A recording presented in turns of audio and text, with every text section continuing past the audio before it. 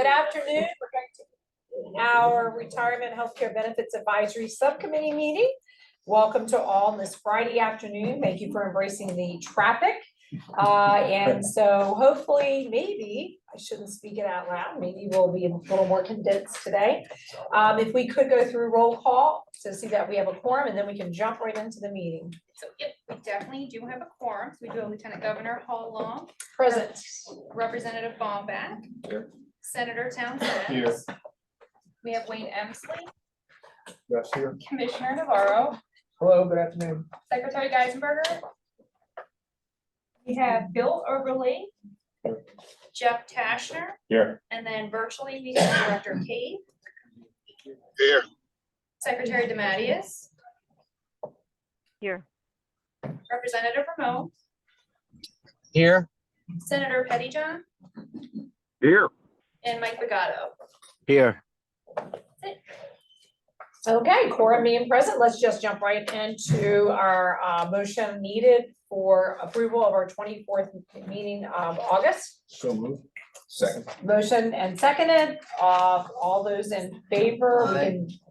Okay. Rick's in a hurry. Mr. Secretary, all our discussion, anyone, any edits, minor grammar, those kinds of punctuation, we can certainly turn in to them. If not, call the question. All in favor, say aye.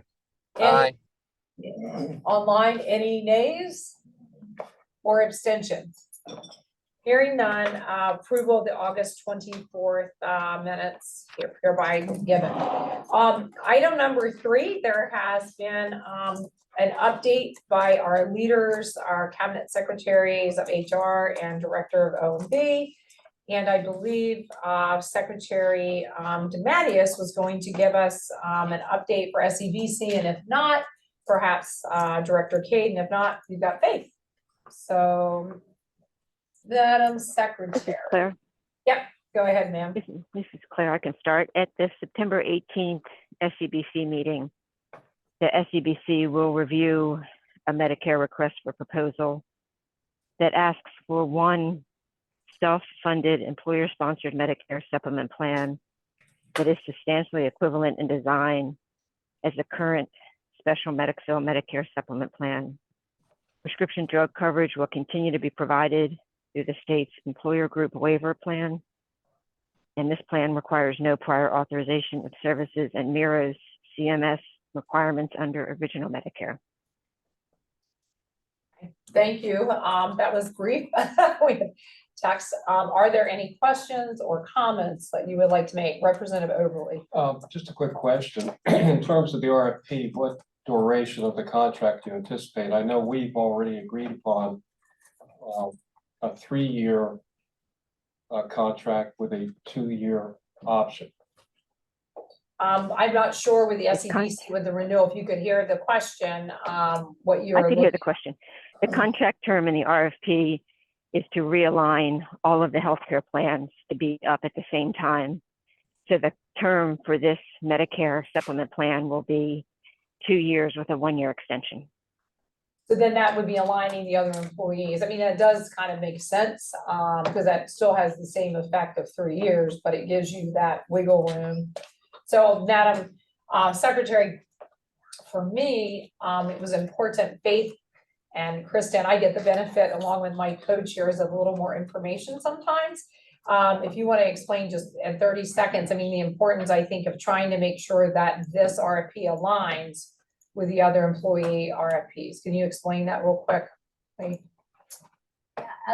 As we have done in past health plan requests for proposals, the SEBC typically wants to procure health plan administration for the entire group health insurance plan population. So that includes active, non-Medicare, and Medicare retirees in one procurement. The primary reason for that is the leverage that gives the SEBC in terms of recontracting for the full 130,000 covered lives as opposed to a smaller population. We feel it puts us in a more competitive advantage from a contracting standpoint. So that is, a rationale and a reason for so. And again, for clarification, this is similar plan. And Faith, this also, does not include Medicare Advantage, correct? That is correct. Does not, okay. So for the record, for those here in the room, so that is clarified. Okay, if no other questions or comments, go ahead, Representative Bombach. So Faith, can you help me understand, you can't combine the 130 and a FID because those who are Medicare age have to be a Medicare plan, and in this case, a Medicare supplement plan. So it's not like you can combine that in the same group of the actives and the pre-65 retirees. Am I correct in that respect? No, actually, we have historically included administration for all three populations in the same procurement. There are some benefits to doing that from again, from a contracting perspective. It's more attractive to third-party administrators if they have the opportunity to bid on a package for the full population. And it gives us more opportunity to align care management programs and other support programs that would be offered to potentially the entire population as opposed to a subset.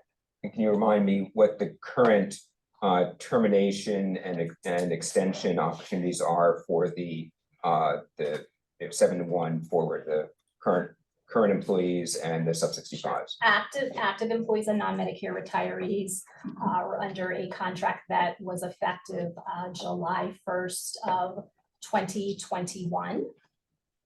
That was a 3-year initial term with 2 one-year optional renewal years, which takes that contracting term out as far potentially, if both of those optional renewal years are exercised, to June 30th of 2027.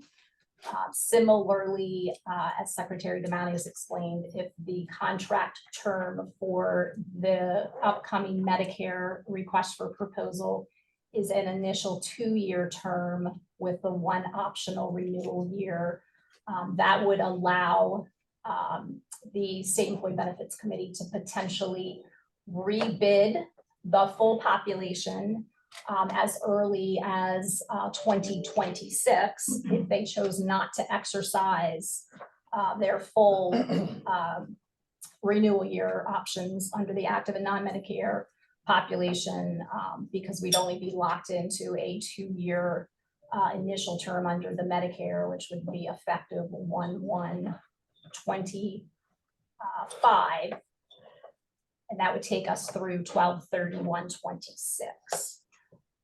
Okay, so if you were looking at it, the whole procurement RFP process to replace, if you did this indeed with only 2 years instead of 3 years as the base, when would you be doing the analysis of what goes in the RFP and the receiving it? That would begin in, say, September or October of what year? Are we talking about a future RFP or are we talking about the current? The future one. The future RFP? Yes. That would be dependent upon the will of the SEBC, of course. If we were going to exercise the both optional renewal years under the current active and non-Medicare contract, that would mean we'd need a new contracting arrangement effective July 1, 2027, and we would most likely start that procurement process the spring of 2026. Okay, so that's at least 1 full year into the next administration. Is that accurate? Sounds January 25 is the next administration. Thank you. Okay, if no other questions on our item, we will move on to agenda item. I Sorry. did a question. Just for my, I think what you're saying is spring 2025 is the absolute earliest. And if you extend it, spring 2026. That's correct. That is correct. Is when you would begin Yes. the discussions of what it might look like. Right, if we did not exercise both optional renewal years. The under the earliest would existing- be spring of 2025. That is that correct. You would begin those discussions. But that would be up to the SEBC. And then Senator Townsend. Just very briefly, this might be for public comment later as well, but while we're on the topic of the RFP, I received some input regarding seeking clarification on the way that the the proposal has been worded to confirm whether or not it fully tracks. Essentially, it's truly tantamount to a grandfathering, or whether or not the way it's worded actually opens up some questions about changes in benefit. So I think there's going to be public comment later on that provides more clarity to that. I wasn't sure if anyone had received input yet on the SEBC on that topic. And if not, we can certainly get into it during public comment, hear more details. So while we're on the topic on the agenda, I wanted to float it that there's some concern about the way it's worded. My response had been, I'm pretty positive the full intent has been actual complete, grandfathering. But there's some questions about the way it's worded and whether or not it will be or not. Right. And I don't mean simply in terms of current retiree sort of like population eligibility, but actually the benefits of the plan itself. And while he's asked that, I think, Faith, if you're able to answer, if I'm understanding you correctly, because again, the use of grandfathering has different meaning to different people. Was the question, will this current contract be the same that it has been in the past? If you start with that, because if it is, there's no need to use the word grandfather, if I understand correctly. Can you answer it that way too? Yes. There is no mention of grandfather in the most recent draft of the request for proposals. So to go back to your last question there, the answer is yes, that it would be essentially the same as the current contract. Because if it's in the terms of same who as would the be eligible current for the plans. contract, there's no change in their contract, there's no Medicare Advantage, it's proceeding as is. You don't need to say the word grandfather at this point, Right, I think both grandfather, but for example, as I pull up now, my apologies, and I gotta step up for an emergency phone call in just a second, but it's, there's, for example, it uses the term mirrors, original Medicare, mirrors CMS requirements under original Medicare. Is that meant to simply say is identical to, or is the word mirror somehow lighter than the word identical to? There's a phrase, I think, substantially equivalent to special medic fill. And so the question is that you have to do that because that special medic fill is a Highmark brand name, and what the plan is going to be is equivalent to Medicare Plan F, or is that again some way, shape, or form that open up the possibility of not having the benefits be identical, including the issue of even if prior authorizations aren't a piece of this, could there be back-end repayment from the individual if something was deemed medically unnecessary? So there's obviously real focus on how it's worded, and my high-level response to the outreach had been, I'm pretty confident this was not meant to open those kind of doors, but I certainly can't speak to that, nor can the committee overall, ultimately it's the SEBC. While we're on this item of RFP, though, I wanted to raise it. And if someone has a quick answer that makes fully clear that the worries can be assuaged, that's perfect. But if not, then we should try to achieve that perfection in due course. Absolutely. Secretary DeMattis or Dr. Cade, would you want to respond to that? Are they there? Unmute. Sharon, do you have anything to add? I don't have anything to add. I mean, I think the wording's very straightforward.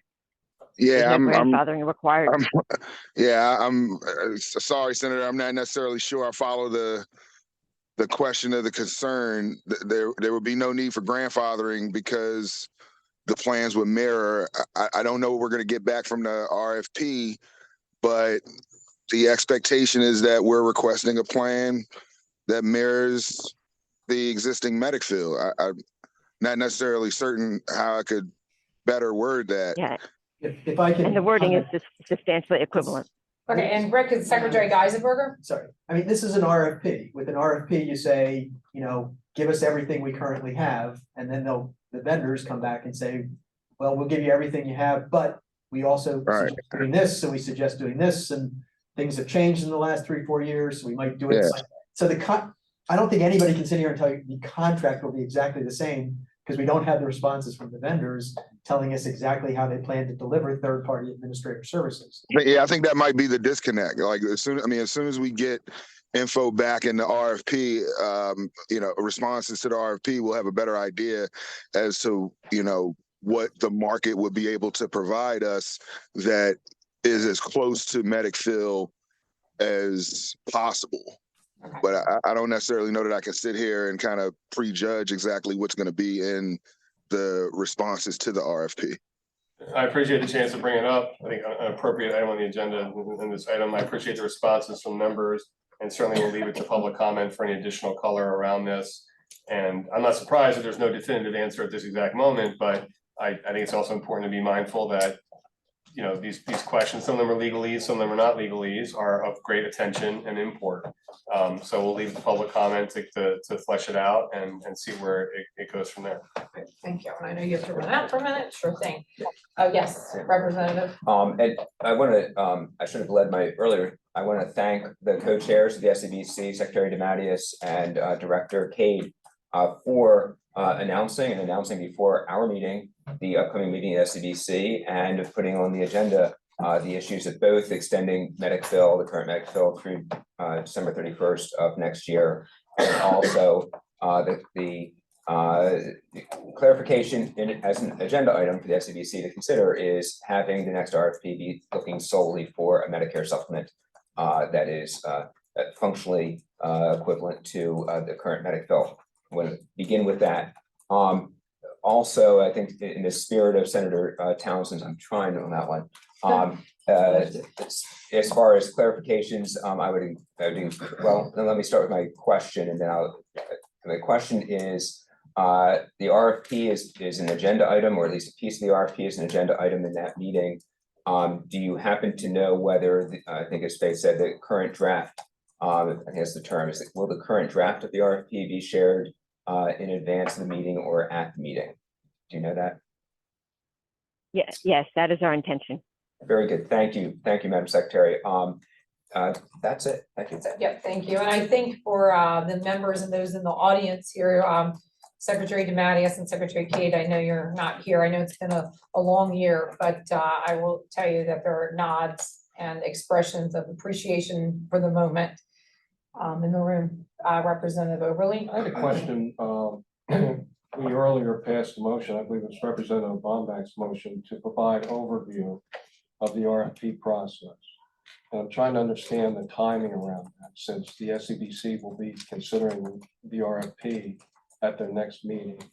And yet we have yet to forward our recommendations to the General Assembly and the SEBC regarding that overview. Representative Oberly, it's clear. We have, as you know, we meet monthly. We have an extra meeting scheduled on the calendar for October 2nd to reflect the fact that this subcommittee may be issuing a report before then. We also have a meeting on October 23rd, which is our regularly scheduled meeting. Thank you, Secretary, for that. So we will have the time in between the meetings, and by October 2nd is what I'm understanding. Okay. Great, thank you. Thank you for that. We'll appreciate that. No other remarks or comments. Thank you for that update. We will move forward to a special discussion. I know Representative Bombach and a few others are wanting to take a quick look. We all have discussion on goals for non-grandfathered Medicare age retirees. So if we want to delve in. Sure. Okay. And I know there's a lot of numbers on this handout, but trust me, it looked much more complicated before. What I, and some of my comments, I've spoken an awful lot the last meeting.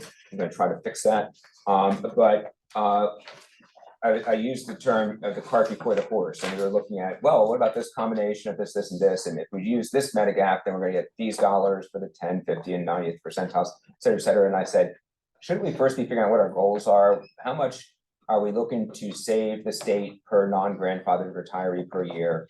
How much are we willing to have a non-grandfathered retiree of Medicare age pay more than what a grandfathered one is? And I think you have to have, I think you need to have that to figure out when you come up with an acceptable proposal. This chooses, and I mean, frankly, I think you always just sort of choose random things. But this explores one that says it's a quote shared sacrifice. I think that's the governor's term during the bad budget years, a shared sacrifice. But it's one where there is savings to the state on the order of at least $500 per retiree per year versus a grandfathered one. And this is assuming a retiree with 20 plus years that is, paying. In this case, we would increase the retiree share from 5% to 10%. You look there, and it is the top left is the 20 plus years of service, depending on their health. You know, there's different costs in there. You can see from the one column to the next what a grandfather, I'm sorry, that doesn't show you that. I present G and L, and we've had G and L presented before. L you can think of as the lower cost one, but lower levels of service, more out of pocket. And how it applies, because we look at both the average, the 50th percentile, and then the healthier at the 10% and the least healthy at 90%. And you can see, you know, how it goes. The assumptions that are built in here is a increase of the retiree share from 5% to 10%. And the second assumption is that the premium for L is set to the same premium as for G. And G is the base for non-grandfather, is what we've been talking a lot about. We haven't had a vote about that, but that's been talking a lot about that. The dollars are set equivalent, and the reason is that the rationale for that is we don't want to be guiding our retirees to the lower coverage one. We want to say, you know, if you've got the state's paying 10%, you know, same dollars for the two, we really would rather you have better coverage and have less out of pocket. If it so happens that you expect to be very, very healthy, then, you know, maybe it's possible the L can be better for you. But we don't want to steer people to the lesser coverage and have them out of pocket in a really bad health year. So that's what that first upper left is, the people with a whole bunch of service. If you go over one, this is people who have between 15 and 17 and a half years of service. They're paying half of the premium and the state's paying the other half.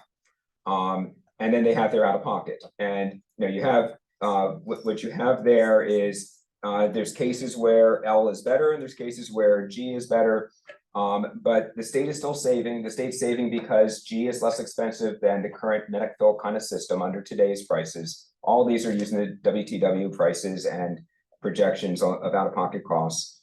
But it gives them the choice of L if they expect to be healthier and they want to save a few dollars, they want more coverage, get the G, and they can see what the costs are likely to be. Saves money for the state. It does have the retirees pay more. This is for people who haven't even been hired yet. This is hired 2025 and beyond based on my recommendations. So it is designed to save dollars. What I was trying to get at the last meeting was, I think as a subcommittee, we should figure out what our goals are. Is the bringing the premium to 10%? We've seen it at 15%. Maybe that's right. Maybe 10% is right. You know, whatever. We as a subcommittee have not decided that, and I don't think we should be working in a situation where we only have one choice. If it happened to be presented to us at 15% and you have to buy up to G, well, here's another one where it says, you know, it's 10%, you're paying more, the retirees, the future retirees are paying more, the state's still saving. Is this the right balance to strike? And it's not my call, and it's not WTW's call. This is the subcommittee's call on what you want to recommend. I have L in there, and another reason is, you know, we've heard in the past that, especially for those who don't have 20 years of service, when they have to pay more of the premium, that Medicare, and you can think of a G kind of level, the premiums can be pretty darn steep. And some of those people are either going without or getting lesser. Well, you know, how about if we can get a state a negotiated L for them and give them that access point? I think that's beneficial for our retirees, and still we've got the state savings, which of course is one of the main reasons we're here, is to find a way to address that long-term OPEB funding shortfall. I've talked way too much. All right, you're fine. Your colleague is outside, so I'm the mother in the station wagon driving these two in the back seat. How about it? Good, I got a laugh. There you go. Yay, I got a laugh tonight. That's what we need. Any comments or questions? Thank you for putting that energy and thought, because our goal is to get to a report that will provide some design information that can include something from L, G, and N, along with funding options, along with potential eligibility. And this is higher date 2025. Are there thoughts or comments at this time? And certainly we appreciate your work. We know that often we go back to WTW or the actuarial folks, and they look and do the numbers for us as needed. Thoughts, comments, anyone? Online, President Jeffrey Tashner. Yeah, I appreciate the work that Representative Bombach did, not because he's my representative, because it's helpful. As you know, at the last couple of meetings after we had this introduced, and Brian had raised the issue of it being cost neutral, I commented that I didn't believe it was for the retiree. And I looked at it also, and, you know, if we were to maintain the current 95-5 split, the state still saves some money, but the retiree would save a little bit too. When you go beyond the 95-5, we started shifting some of the costs onto the retiree. And my concern was just the unilateral decision to do that, excuse me, at 15%, which I think creates an unreasonable and unacceptable result. This to me is clearly getting more within the realm of acceptable. I'd like the opportunity to look at it further with the other unions that represent those future employees to see if we believe it's manageable. And I also recognize, as we've looked at this more and more, Paul did a really good job trying to solve for a problem that won't exist until like the year 2050. And we don't even know what's going to exist that time, but he took the current data and at least gave us something to consider that gives us something to evaluate. X and Z. What? This will be X and Z instead of G and L. Well, or maybe something totally different, right? Totally different. But it's helpful to see it like this because it starts putting, it's there, it's contextual, and you can start to evaluate it. So. Great. Really appreciate the work. Appreciate that. And again, that is, again, looking at the design. And I know at points today, we're going to be talking about fund. And I know there's a few folks here that had also begun to think about some eligibility, which I know we've all begun to think about that. Anyone else underneath the grandfather, if there's things you would like to go through, Faith, or with WTW or anyone? Let me add two things. One is the current cost to the state for a 95-5 retiree is $5,236. So you can see that 50th percentile for a 20+ year, or actually all of them for a 20+ year is $47.36. So it's a saving of $500 per year, which is 5% of premium difference compared to Medicare. So the state is saving roughly 10% of their costs in this approach. One thing is obviously this is not modeled. So, but also because of the long grandfathering ladder that we're looking at, it may not change a darn thing because it's so many decades out. But if and maybe we want to have another cycle and come back and say, okay, we've looked at it, we wanted 12.5% or whatever the heck it was. It is.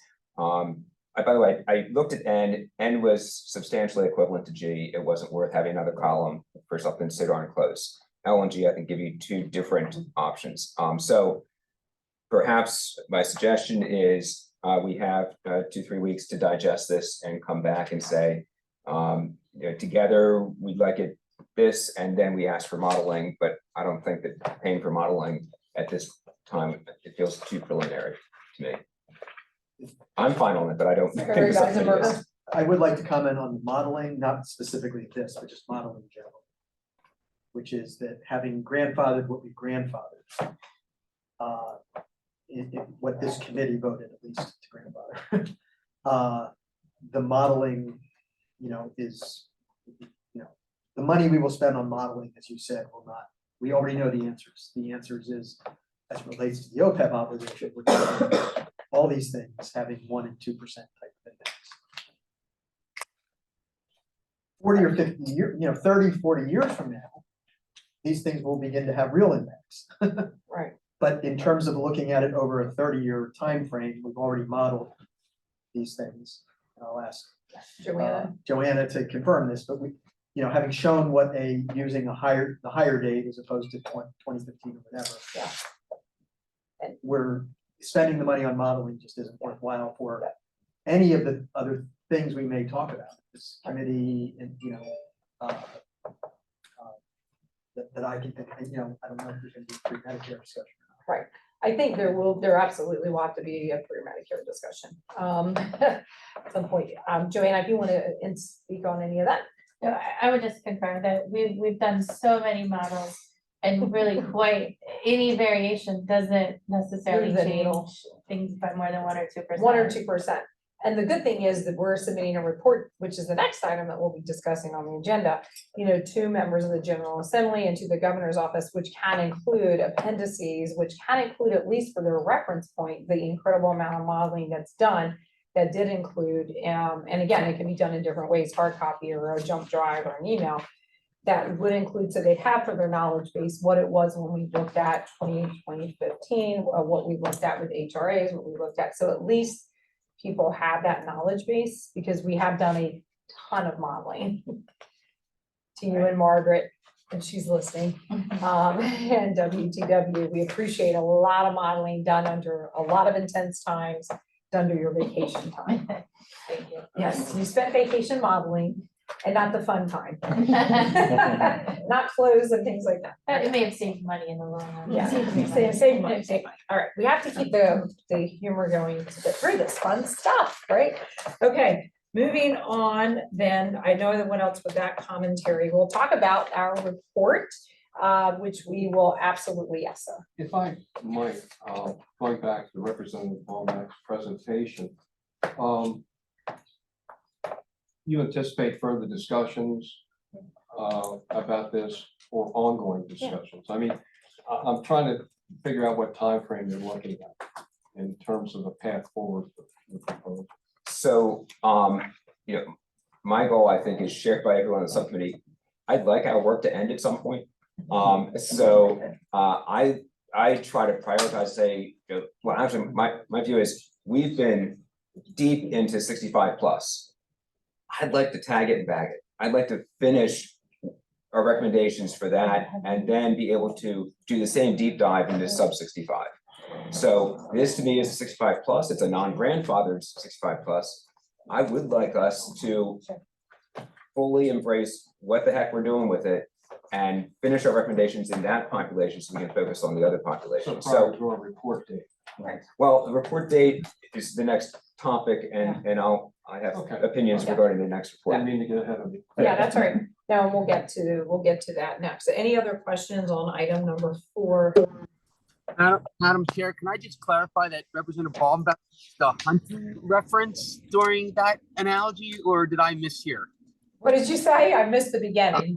Did I just hear Representative Baumbeck use a hunting reference, a tag it and bag it? I think Please do not Representative tell Representative Spiegelman. I know Representative Spiegelman has a meeting later today. I was just trying to make sure you remembered which meeting was when. That's all. I was unusual. Oh my God, that's great. All right, good. Humor is good on a Friday afternoon, after a special Senate session. Moving on then, now we'll move on to the report, and Senator Townsend has left the room, but I know he and I share the vision of really trying to get a report out, as I know our chairman, co-chair Bombach does too. I think our goal is to put forth something with the benefits, the funding. I do believe that we will get, hopefully in the next meeting, even maybe today, some high level around pre-Medicare and some of those other items, certainly not into deep dive. I know that Senate Bill 29, for which he is the lead sponsor, and again, I do not want to speak for him, but I do believe he would like to see some form of closure. I don't know the exact timeline. I don't want to speak for somebody else, but I do know that there's even a thought around, are there future and next steps, and would it be a different type of committee? Would it be a different structure?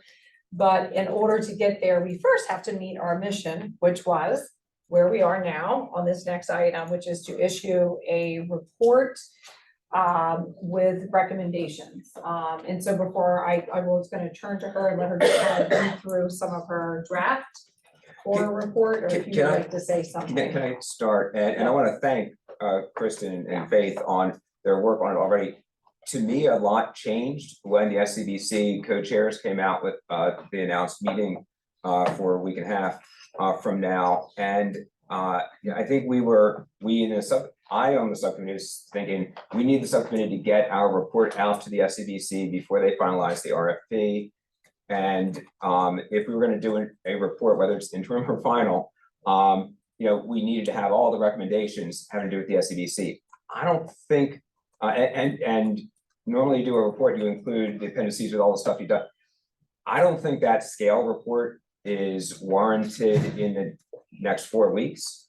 I think passing on the approved motions, word for word is important. Maybe with some jackets around, and we've met many times, and we looked at this and this. This is the stuff we'd like to share at this time. I think that the next in-depth report is, when we looked at the draft that Kristen has worked on, it's extensive because we've done an awful lot of work.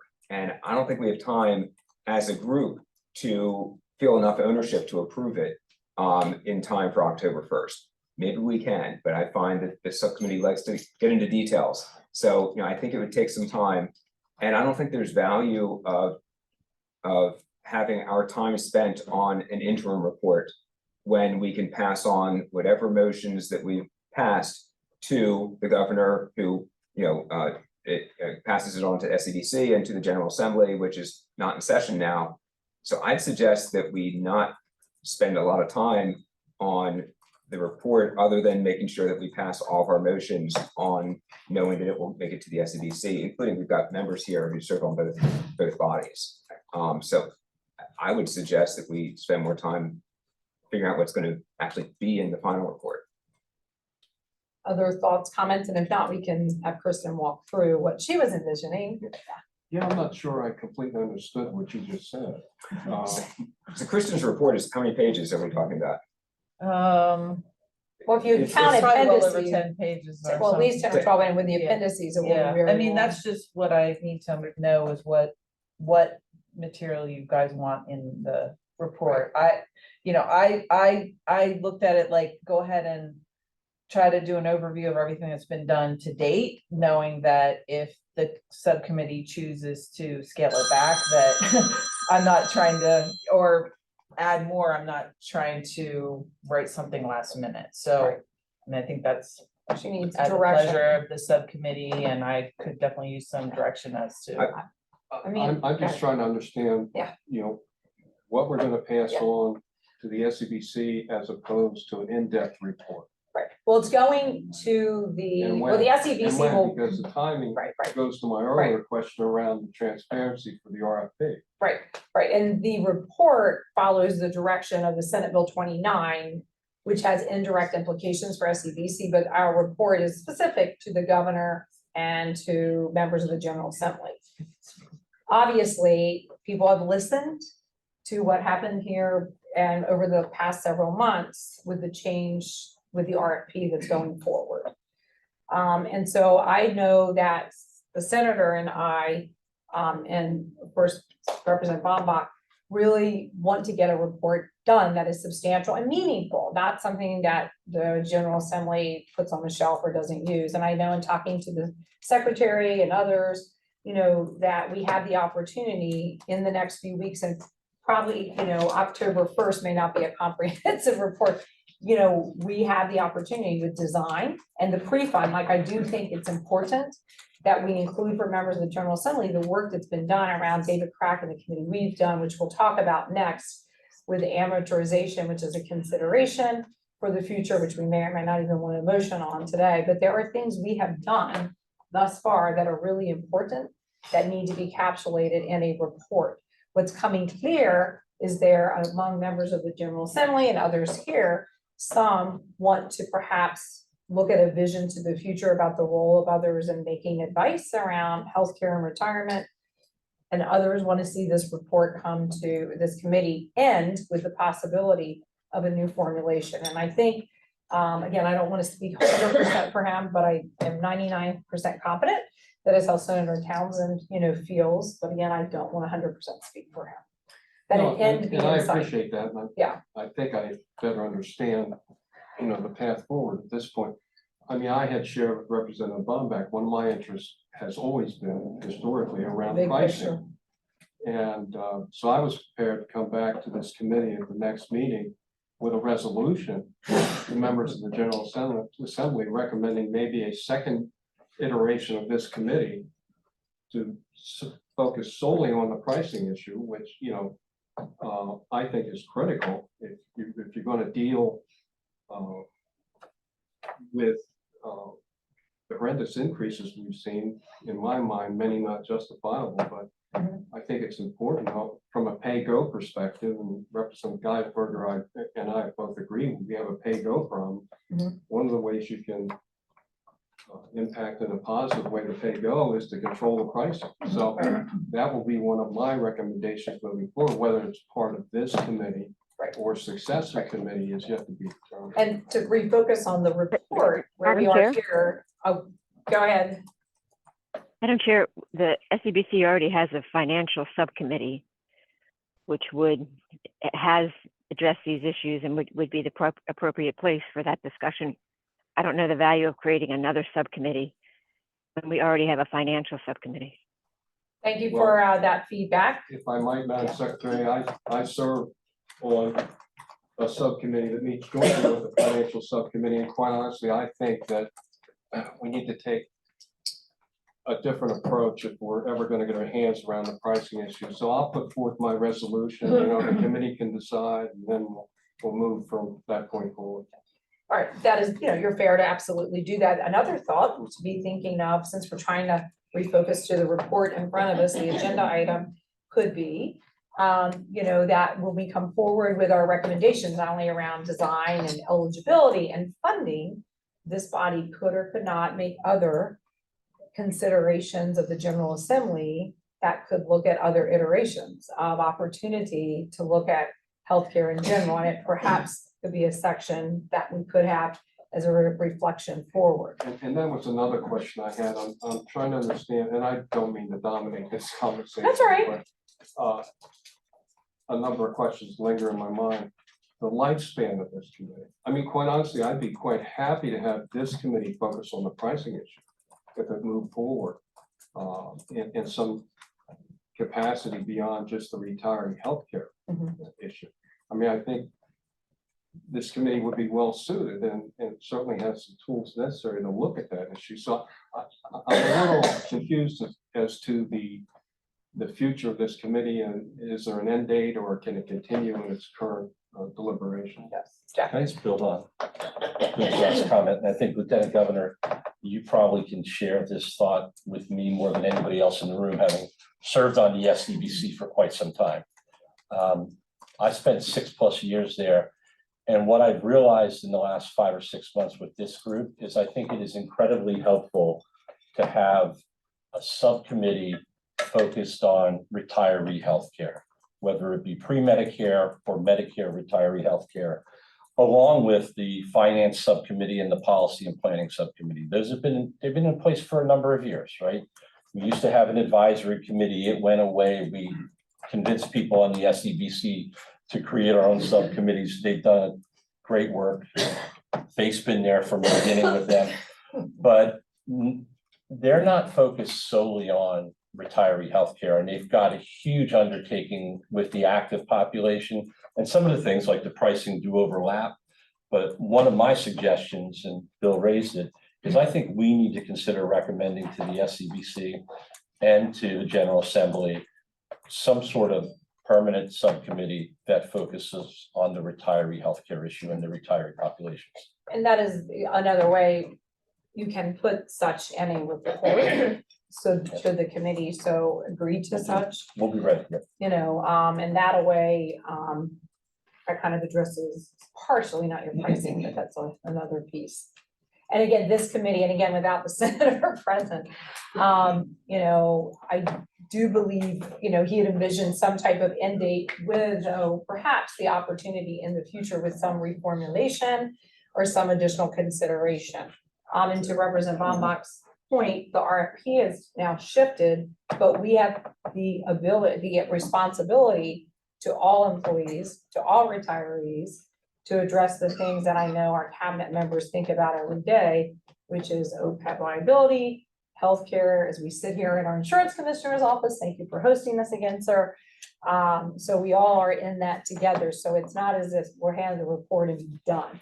I envision there's going to have to be some consideration of some version of how the issues continue. But in front of us, we have Kristen, who's on contract for a short time, who has to write a report. And I think she would like to just walk through her tentative outline. If it's double space, it's 20 pages, single space, 10, professor coming out. So. Madam Chair, Yes. just real quick to Jeff's point. And I know Faith knows this very well. We have a number of subcommittees, the financial subcommittee meet for hours, days sometimes, and it's too much. So as a member of the SEBC, I have no objection about creating another subcommittee to take some of the strength off of the commitment to what they're already doing And now. I apologize once again for leaving you out, because No, you've been there a long time too. No, that's okay. It's just, Faith knows this better than anyone, that we spend, subcommittees spend Well, not hours and just hours. hours, but days on end talking about these very topics. So I don't know how challenging it would be to create another I don't know. subcommittee, but I just don't think the finance committee can do all of it. Faith, we don't want to put you on the spot. I know you can't speak for the cabinet, but you were there when we had the advisory committee and we switched it around and broke it out and. So, say anything you can. If you don't have to. No, I mean, generally speaking, the establishment of the subcommittees, I believe, has been very helpful to the SEBC, because it's shifted some of that deeper dive analysis that is really necessary off of that group. But I appreciate everyone's comments and recognizing, I mean, it's a heavy lift, and perhaps as part of that longer term discussion, if there is continued discussion around creating more subcommittees of the SEBC, we can think more broadly about the resources and how that's structured, and what makes sense in terms of makeup of participants on those subcommittees. Recognizing it's all very important work and takes an army. That does, go ahead. I think that on the issue of the report itself, you have to know your audience. What is the report designed to do? Our April report was designed to get the legislature to get the 1% of budget. So it's a very targeted purpose, and we executed that, I think, very well.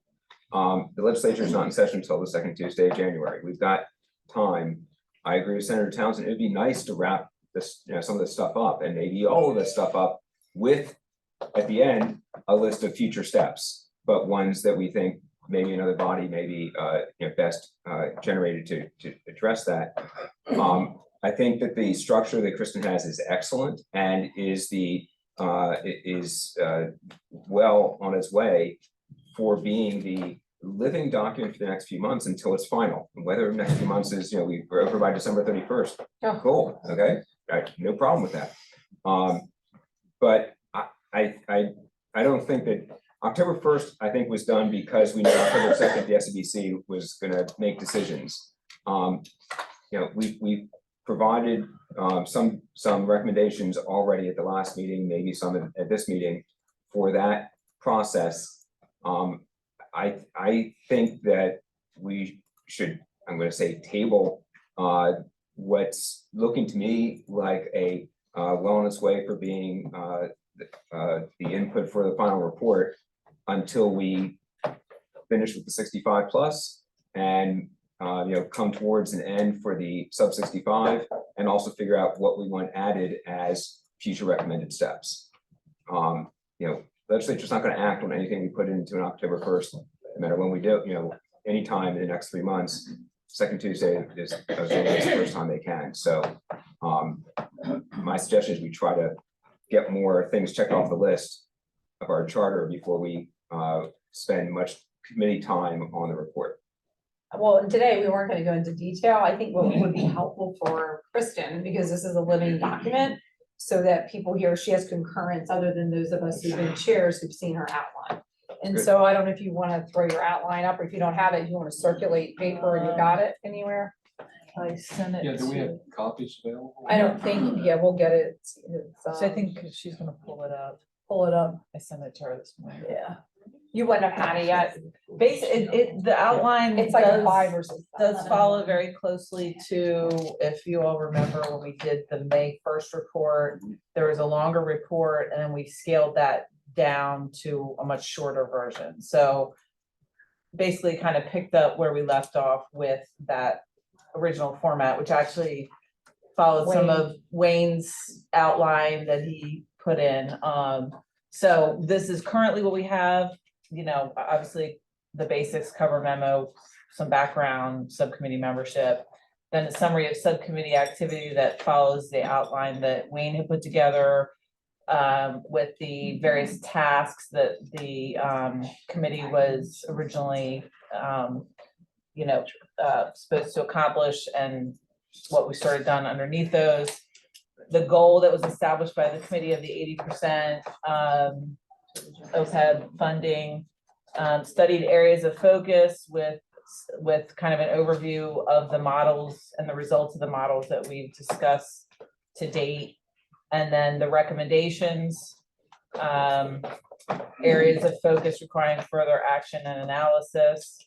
And then what is our expected meeting cadence and timeframe for additional recommendations. And then an appendix for whatever of the voluminous material. And we may make that just a supplemental as well, Yeah. you know, because sometimes you make it part of the report, and you may make it a supplemental. And One we can link to suggestion the I material. would have is, and I'd like to think we did a good job at the Retirement Benefit Study Committee in terms of the report to try to consolidate, you know, the 12 meetings we had into 12, 16. 16. More than meetings, that. whatever- 17 now, I whatever- think. I don't know how many we've had, I'm talking about the earlier committee. Oh, yours. You know, your which committee. we somehow got, I think, down to a 7-page report. And we did that by, you know, trying to keep to the main substantive decisions and then referencing specific, you know, all this stuff is posted online, all the minutes, Yeah.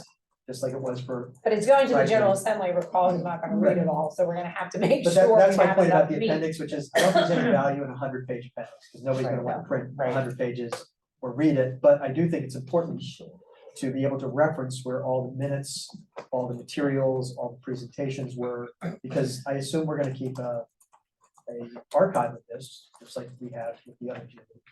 For people to be able to look Right. back on, you know, to hyperlink to it and save a lot of trees from there.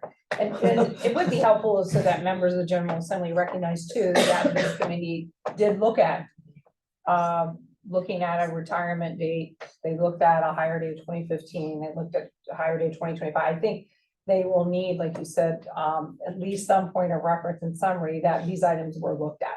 And I know Wayne, in a moment, has a motion about moving forward about, you know, the HRA and some of the other modeling when we get to the OPEB. But to your point, nobody's gonna read 100 pages, but I do think we can, like you said, selectively maybe include appendix or a secondary supplement document, and then with a link, because we want people to have those analyses, and to the public who spent hours, it's important to have that living, I think, link still to some of the website documents that were shared, yeah. Kristen, the only input on your 10 points up there is the recommendations to SEBC. I would just say recommendations, because Because it's gonna go to the General Assembly, You know, like the funding one was purely to the General Assembly and the yeah. governor. this is gonna be separate. All Well, right, I think, and also just chat briefly about how we're gonna let people view it before the next meeting. So I think when we talked last with the leadership that we would try to get them a finalized copy, and then we would try to get it out to the subcommittee members with enough time for review before the next meeting. And then you can provide some input, but please know that this is being run through Grammarly. And if I get 15 people giving me tons and tons of edits, it's gonna make life a little difficult, so. so your request is trust her at the end to catch the missing commas and the grammar edits, large substantive, and what she's gonna share to Representative Bombach, I will respect you, sir, I know you envision a little longer of time.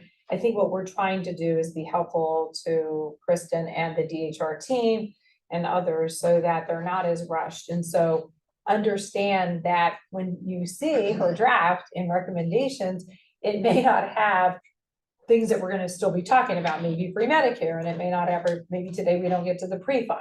But we hope that there will be those 3 legs, right?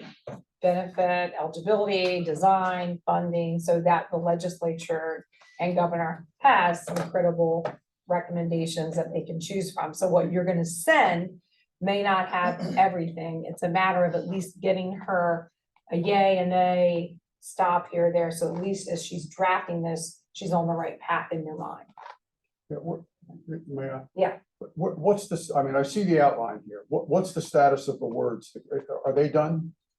Of the report? Yeah. It's almost done. Okay, then I mean, our next meeting is the 28th. Right. Today's the 8th. If it's almost done, is it reasonable to assume that it'll be done by the 15th? Yeah. Then why not get it out to everybody on the 15th? What's the big deal? Yeah, that's no problem. Okay. And then if you want them to give feedback, do you Yeah, wanna give us have the them date- yeah, give us the date CC? you want the Do you want them to feedback by. CC like me with you, so if the big picture. We'll just have to whatever. figure out how we're gonna compile everyone's feedback into a format that can be understandable, because, you know, maybe I pull people's comments into like a Word doc with the comments from who it's from. I don't know, I have to kind of figure that out, because if multiple people are editing the same paragraph, it's gonna. Yeah. you We know, don't there's need gonna be people editing the conflicting paragraph edits, structure style, so- we're looking at I think content. if, I Right. think if people have Content, changes that have content, substantive changes, they bring them to the meeting. Yeah. And we. vote Or to in put That them will on. advance. help a I lot. mean, I we start with the appreciate it. notion that what you said is golden. And if it's not, we'll make the changes here at the table, so. If there's an everybody can see that it's error, not- if there, yeah. yeah, Minor things, you know, yeah, but I I think, appreciate it.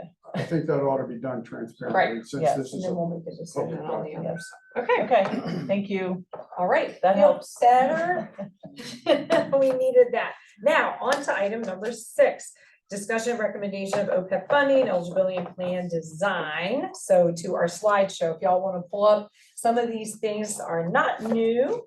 Madam Chair, I have Yes. a motion which may affect the slideshow. Okay, I have copies for your paper I'm done reading. I have a motion, and if I have a second, I'd like to speak to it. sure.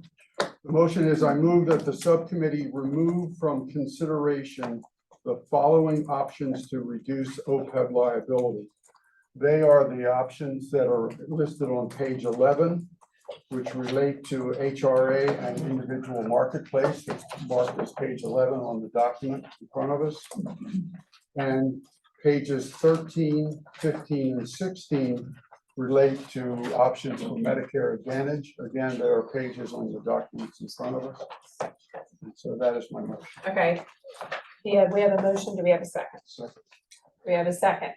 So for those who didn't quite catch that, it was pages 11. Yeah, 11, 13, 15, and 16. All right. Just your pen. All right, discussion on that. I Yes, just have a Jeff. question, Wayne, for Yeah. clarification, when you say remove, we're taking them at, there'll be no further consideration of those, That's correct. but we're not gonna remove them as if we've never talked No, about because them. that's and why I they're said not it's part of our really historical important for record. members of the General Assembly and others. That's why I keep saying Right. this supplement document, this appendix. Yeah, It's really I important. agree. Right. Yes, I just want to make sure that that was the intent of the motion. it is. Representative Bombach. And Wayne, I believe, is it correct, my belief, that one of your purposes of this motion is so that a member of the public, when they look at the most recent presentation, don't have a cardiac saying, oh my God, they're still talking about HRAs or whatever it happens to be. Exactly. So you'd like the upcoming presentations to be talking about what we are presently considering and not have things that we've already considered and said, thanks, but no thanks. Right, we're just, yes. Joanna, good with that? I'm, Oh, okay, go ahead, Saram. I'm just trying to get greater clarity. We're removing these options from what? I think from the future design discussions That's correct. that are gonna be made as recommendations in this committee's report. So it's not obviously saying the SEBC or anyone else in the future can't consider any of these. I think it's just saying that their focus in the limited time that we've just discussed that we will have left will focus more on things like Medicare L, N, and G, not an HRA, not Medicare Advantage at this time. Did I capture that? And OEC and eligibility and everything else. Is there an at this time part of the motion? I didn't hear the words at this time. Would you like it to be With a- amended? With a time limit, it won't be For this considered report, the- for this For the report, current for this- round of For the RFP activity of or- this committee, for the function of this committee? I can't tell if this is a motion to remove this from consideration for all time or for the next. Revise, what did you years say, or Billy? No, I was some dark humor, that's all. For the consideration of this committee, for the work of this committee, for the remaining work of this committee? Does that work for you? Does that help, Secretary, remaining work of this committee? I just think there ought to be clarity. Okay, I and don't that's know. why Yeah, I mean, Director Kate, that does clarify it a little bit. okay. Because again, very well, in the future, we may want HRAs, and to Joanna and Margaret and her team and WGW who spent hours upon hours. Your work was not, we will still be referencing that and having that in some capacity available to people. All right, so we have a motion. It has been amended and it is before us. Discussion with anyone else? If not, We have Wayne read the. yes, motion back and then we'll call a vote. I move that this subcommittee remove from consideration in its remaining work the following options to reduce OPEB liability. Those found on pages 11, 13, 15, and 16. Can you preface what they are too, when you say Yes. that HRA, Page say 11, what they are? page 11 relating to HRA and individual marketplace. And pages 13, 15, and 16 relating to Medicare Advantage. At this time, for this focus of the committee. Well, He has that earlier. I know, he said it earlier, but I'm reiterating it. All right, I'm gonna call the question. Go ahead, Saran. You can recall the question. I thought we were still in the discussion phase. You sure? Okay, I just think it's important that I just point out, I'm probably gonna go not voting on this recommendation. I just want to clarify why I do recognize the committee. We want to kind of get as quickly as we can to a list of solutions that we can lay out. I just think throughout this process right now, when we're trying to address this really large problem, it seems like we're taking ideas off the table more so than we're throwing ideas on the table of how to solve the problem. And that's fine, but I think we have to put in, I think Representative Bombach has kind of started us out on a good process of putting options on the table to address the problem. I really don't want to get bogged back down into this idea of us having 4 motions every single meeting about what we don't want on the table to solve this really, really large problem, which is going to get larger by the day. I mean, the recommendation that Representative Bombach provided, which is good, doesn't impact anybody who's working in state government now.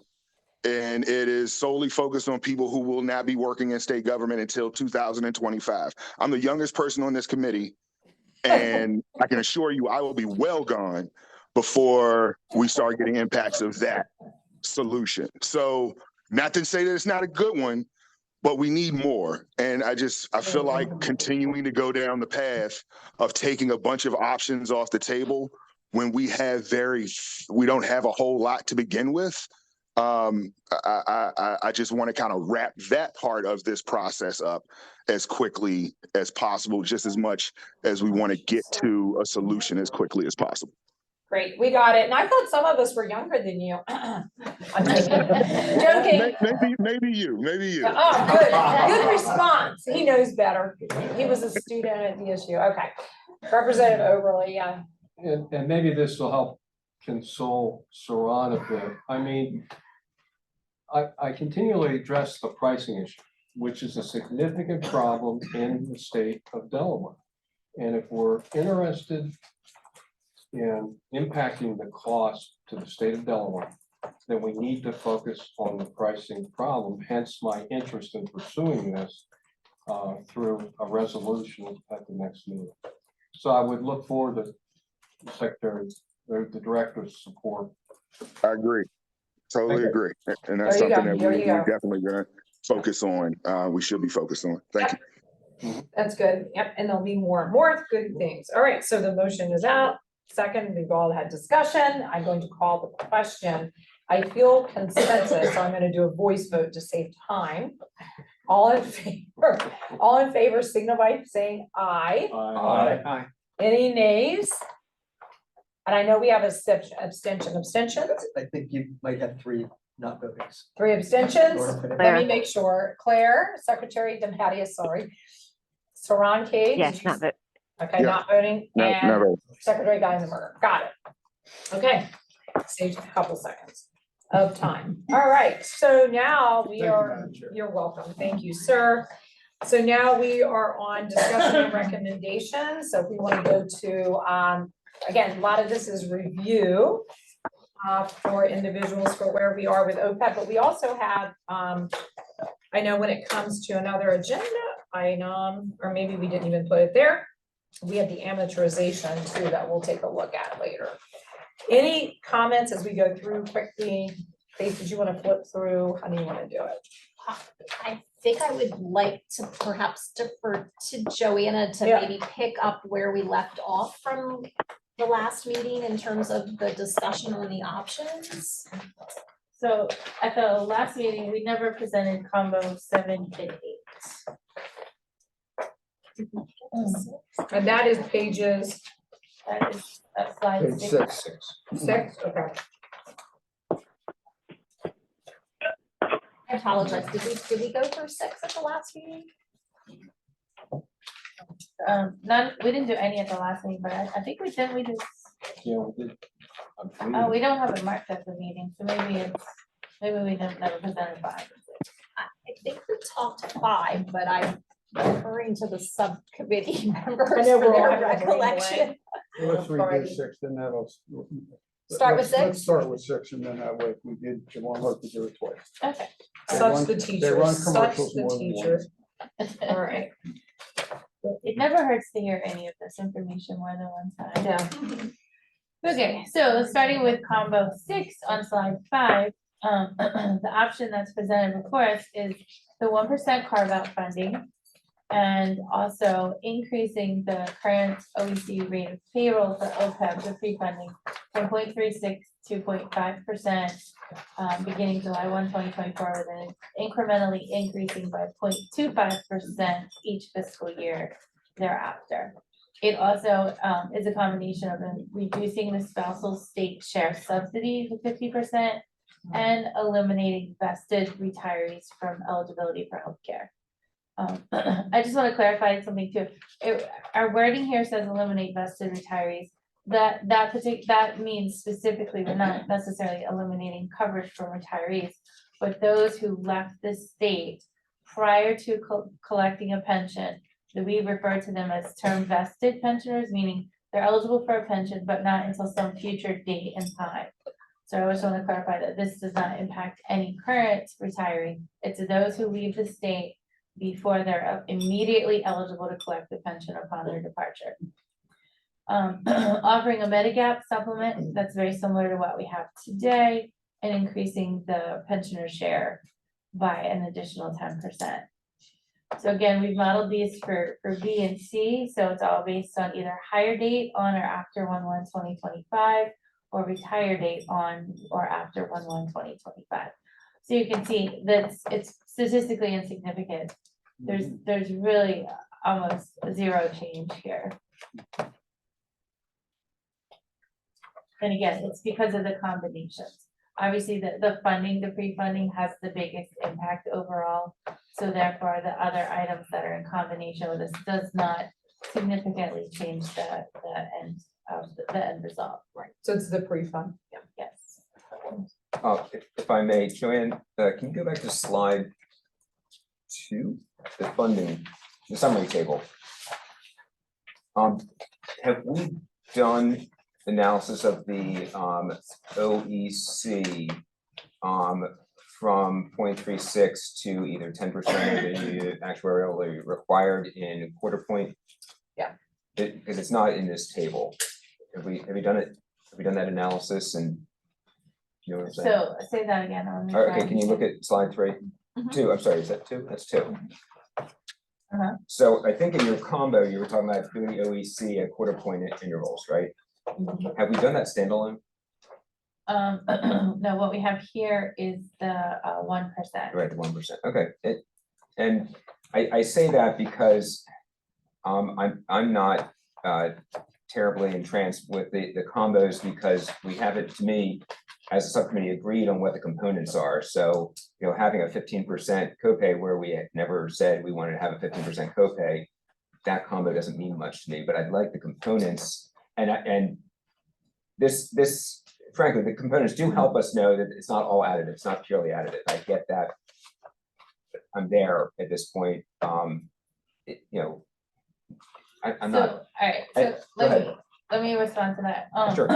By doing just the OEC funding as a standalone, we've done it at the 1%. So you know, the less and less your incremental increases are, the longer it would take to get to a high funding status. We have modeled the pensioner share increasing for the Medigap as an individual. We only modeled it for those that retire on or after 1/1/2025. Right. So. That's good. And I'm sorry, why don't you finish? I've got other stuff later. That's okay. So, I mean, again, kind of talking about the various models we've run, we've realized that individually, all these other options don't add a lot to the overall impact. They help, they don't solve. The impact within the time frame studied Correct. before they actually fire and have an impact. That is correct. Okay. Any other questions about combination 6? No. Okay. Moving to combination 7. This particular combo is the baseline funding at 0.36% of payroll like we have today, the 1% carve out like we have today, and doubling the pre-Medicare retiree contributions for their health plan. So basically, it's doubling the premiums based on what today's premiums are, right? So again, this was only modeled for those that retire on or after January 1, 2025. The combination of the funding, the 1% and doubling gets us to 61.6% funding over 30 years. And So this is doubling the share of whichever plan they choose. that's correct. So if for a pre-Medicare retiree, they're eligible for the same 4 plans that a state employee is. If my recollection is correct, state employees, depending upon which plan they choose, pay either 4%, 5%, 6%, or 13.25% of the premium, depending upon which plan. It's something like that. It's very close to that. So this would essentially say if you retire before you're eligible for Medicare, you'd still be eligible for the plan, but you would pay twice the premium of an active employee. That's correct. With the same eligibility for your spouse. Same cost structure, just double the cost. They didn't stick and stay in the state service. Correct. So we have that. Thank you. All right, All right, and then continue. And it wouldn't impact them once they turn 65.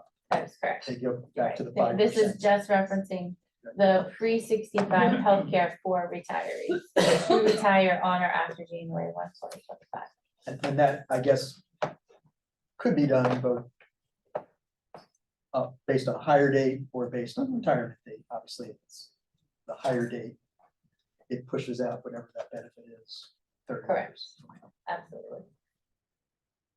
Okay, any other questions about combo 7? Hearing none, combo 8.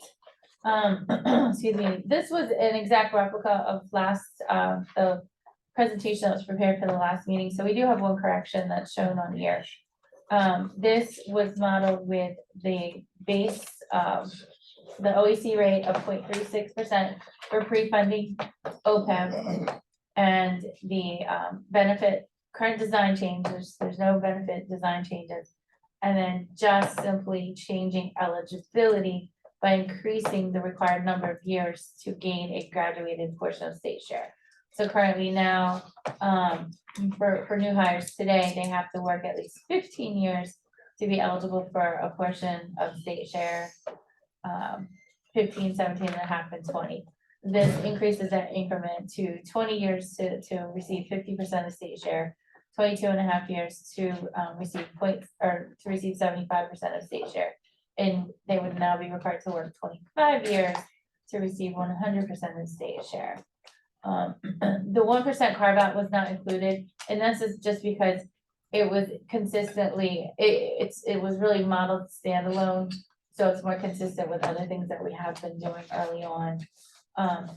So we did model them for both A, B, and C. And as you can see, they're each scenario improves the overall funding by about 18%. And on, if I can ask, on these types of models, we previously discussed if you change the years of service, as was done, has been done many times, I guess. Right. It's been done at least 3 times. It does.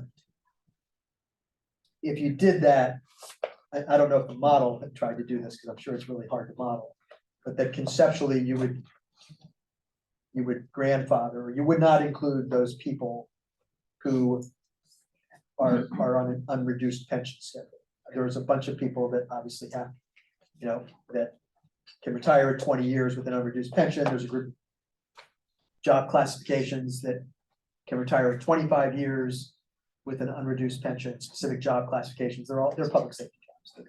Yeah. State police, Actually, 20. correctional officers, there's some DENREC pub officers. In a model that changed those, is that modeled here, or that's just too hard to model? It is not modeled here. Okay, but conceptually, just for anyone who has a concern about it. Mr. Bill? Tashner, Yes. sorry. I just said, Well, Bill in particular, and probably, and, I think that's conceptually, if you move those, that's what everyone would say, if you got that unreduced pension thing at 20 years or 25, it would change it. We have Mr. Tashner's hand and then Representative Bombach. Yeah, Joanna, I just have a question so that I can kind of tie things back. Going back to combo 6. Okay. If I look at the summary table on page 2, the second bullet in combo 6, which are the eligibility requirements, are those the same as the first and third bullets under eligibility on the summary table? The spousal share reduction and the eliminated future vesteds? That is correct. All right, and then the same for the third bullet on combo 6, the design, is that the same as the fourth bullet under benefit design, under the summary table on page 2, which is Medigap supplement similar to special medic fill with a 15% pensioner? Yes, it is. So I think this goes to, Paul, to your question, while things haven't been modeled with the 0.25, we can kind of probably back our way into it, sort of understanding that it's not exact. Sure. Right, but it gives us a little bit, all right, that's helpful. Thank you. Representative Bombach. Okay, Joanne, if looking at combo 8, can you explain to me how that's different from slide 2 under increased graduated state share, because the percentages are different, but it seems to me combo 8 doesn't change OEC, doesn't change budget, doesn't change benefit design. All it's doing is a graduated state share change, which I thought was presented on slide 2 under increased graduated state share based on years of service. So why is the data different on those two? Yeah, Margaret. Margaret, are you able to? Yeah, the first one, the graduated state share, was added in 5 years, and the second one was only the Yeah, 2.5 years. that's correct. Initially, we modeled it at 25, 20, 25, 30. yeah, 20, 25, 30. So Okay, this actually scales it back a notch, which is why it's not quite at the level of- Very- on slide 2. thank you so much. Can, in the future, can we, thank you. Kristen's on it, I can tell. Got it. All right. Any other items? Because if not, I know you've got the amortization charts and David Craig David's not here today, but I know he had some conversation he wanted to have around that with folks. I know Jeff, you've been working on some stuff around that too for the free fund. You want me to- Do we, this, we may make sure I didn't jump too fast, so I don't want to be moving too quickly. Is that what we're not, I didn't want to cut anybody off. Okay. You all know that we've been looking since day one at options, and we know there are Mr. Secretary Eisenberger and others, that there are implications certainly, anytime, you do OEC with OPEB, budgetary considerations, but as a duty for the committee with a three-legged prong being plan, design, eligibility, and funding. Great that the legislature did the 1%, hurrah, hurrah, but as an option to look at how the pension or retirement investment was set up. We also were looking at pre-fund, and certainly some of the measures were probably a little more draconian when asked to look at 1% over 10 years. But if we were looking at maybe a realistic number of 0.25, I know Dave recently was looking at 0.5 again, but looking at a number where we could set something up similarly, recognizing the biggest impact does not come until, after 2042 or so, but to address liability. And I think, Jeff's had conversations. I know, Mr. Secretary, you have had some. And I will flip it to you, Joanna, if you want to pull anything up, if you have those charts. And if you don't have it with you today, Mr. Tasher, I know prepared some I'm stuff. happy to. Yeah. If you want to. Once again, think out loud, which I shouldn't do, but I will. But yeah, and Jeff did some things, and what Jeff did, Mr. Tasher did, is great, and we obviously would go back to the actuaries, here and have his numbers looked at. No offense to you, Jeff, because we know you're very smart and bright. So I'm gonna pass this around, but then I'll set the Right. context too. Right, set the context for those of us. who This didn't really meet.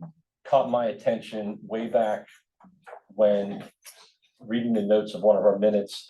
It highlighted a comment by Margaret Temkin, who's the actuary from Chiron, and I think Joanna said it several times here today, that the only way to really address the OPEB liability is through funding. And I think we all have a foundational understanding of that, the significance of Senate Bill 175 and the 1%, and then talking about OECs. The document I just passed to you is something I created because what we got from Joanna the last two meetings were an OPEB overview, which had the 0.5 on the back. And then last time we got another document that had the 0.25 model, but we didn't get to talk about it. And I remembered Paul asking a question about what is this as a percentage of state budget? So the document that's being displayed and that I passed out to members of the committee is using the numbers from the documents that have been given to us. I'm a visual learner, so I wanted to see what it looked like. And happy to say with retired Judge Del Pesco in the room, also a big fan of demonstrative evidence from my days as a trial lawyer, so that's why I do this stuff. Oh my gosh. So what I tried to do here is the fiscal year, what we were given as an expected budget, the employer contribution we were given, then that is a percentage of budget. The same thing for the 0.5 and percentage of budgets. And what it showed me, and I've talked with my union partners about this, is, currently in fiscal year 24, we're at a point where the employer contribution is 6.42% of budget. The dropping of the OEC increase from 0.5 to 0.25 in every year beyond FY25 delays us getting to that actuarial determined contribution by only 2 years.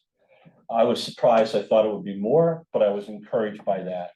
And then when you see what happens is we drop to a point, whether under either model, we're at a percentage of budget less than we are currently today. So when we looked at this collectively, we recognize that we want to place as less stress or pressure on the budget as possible.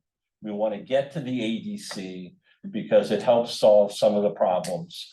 And looking at this, what it showed us was that the 0.25 model seemed to be a more reasonable approach to address the funding issue. Initially, it's in combination with the 1% with the pay-go, but when we get to that point where we get to the ADC, we've solved our pay-go problem.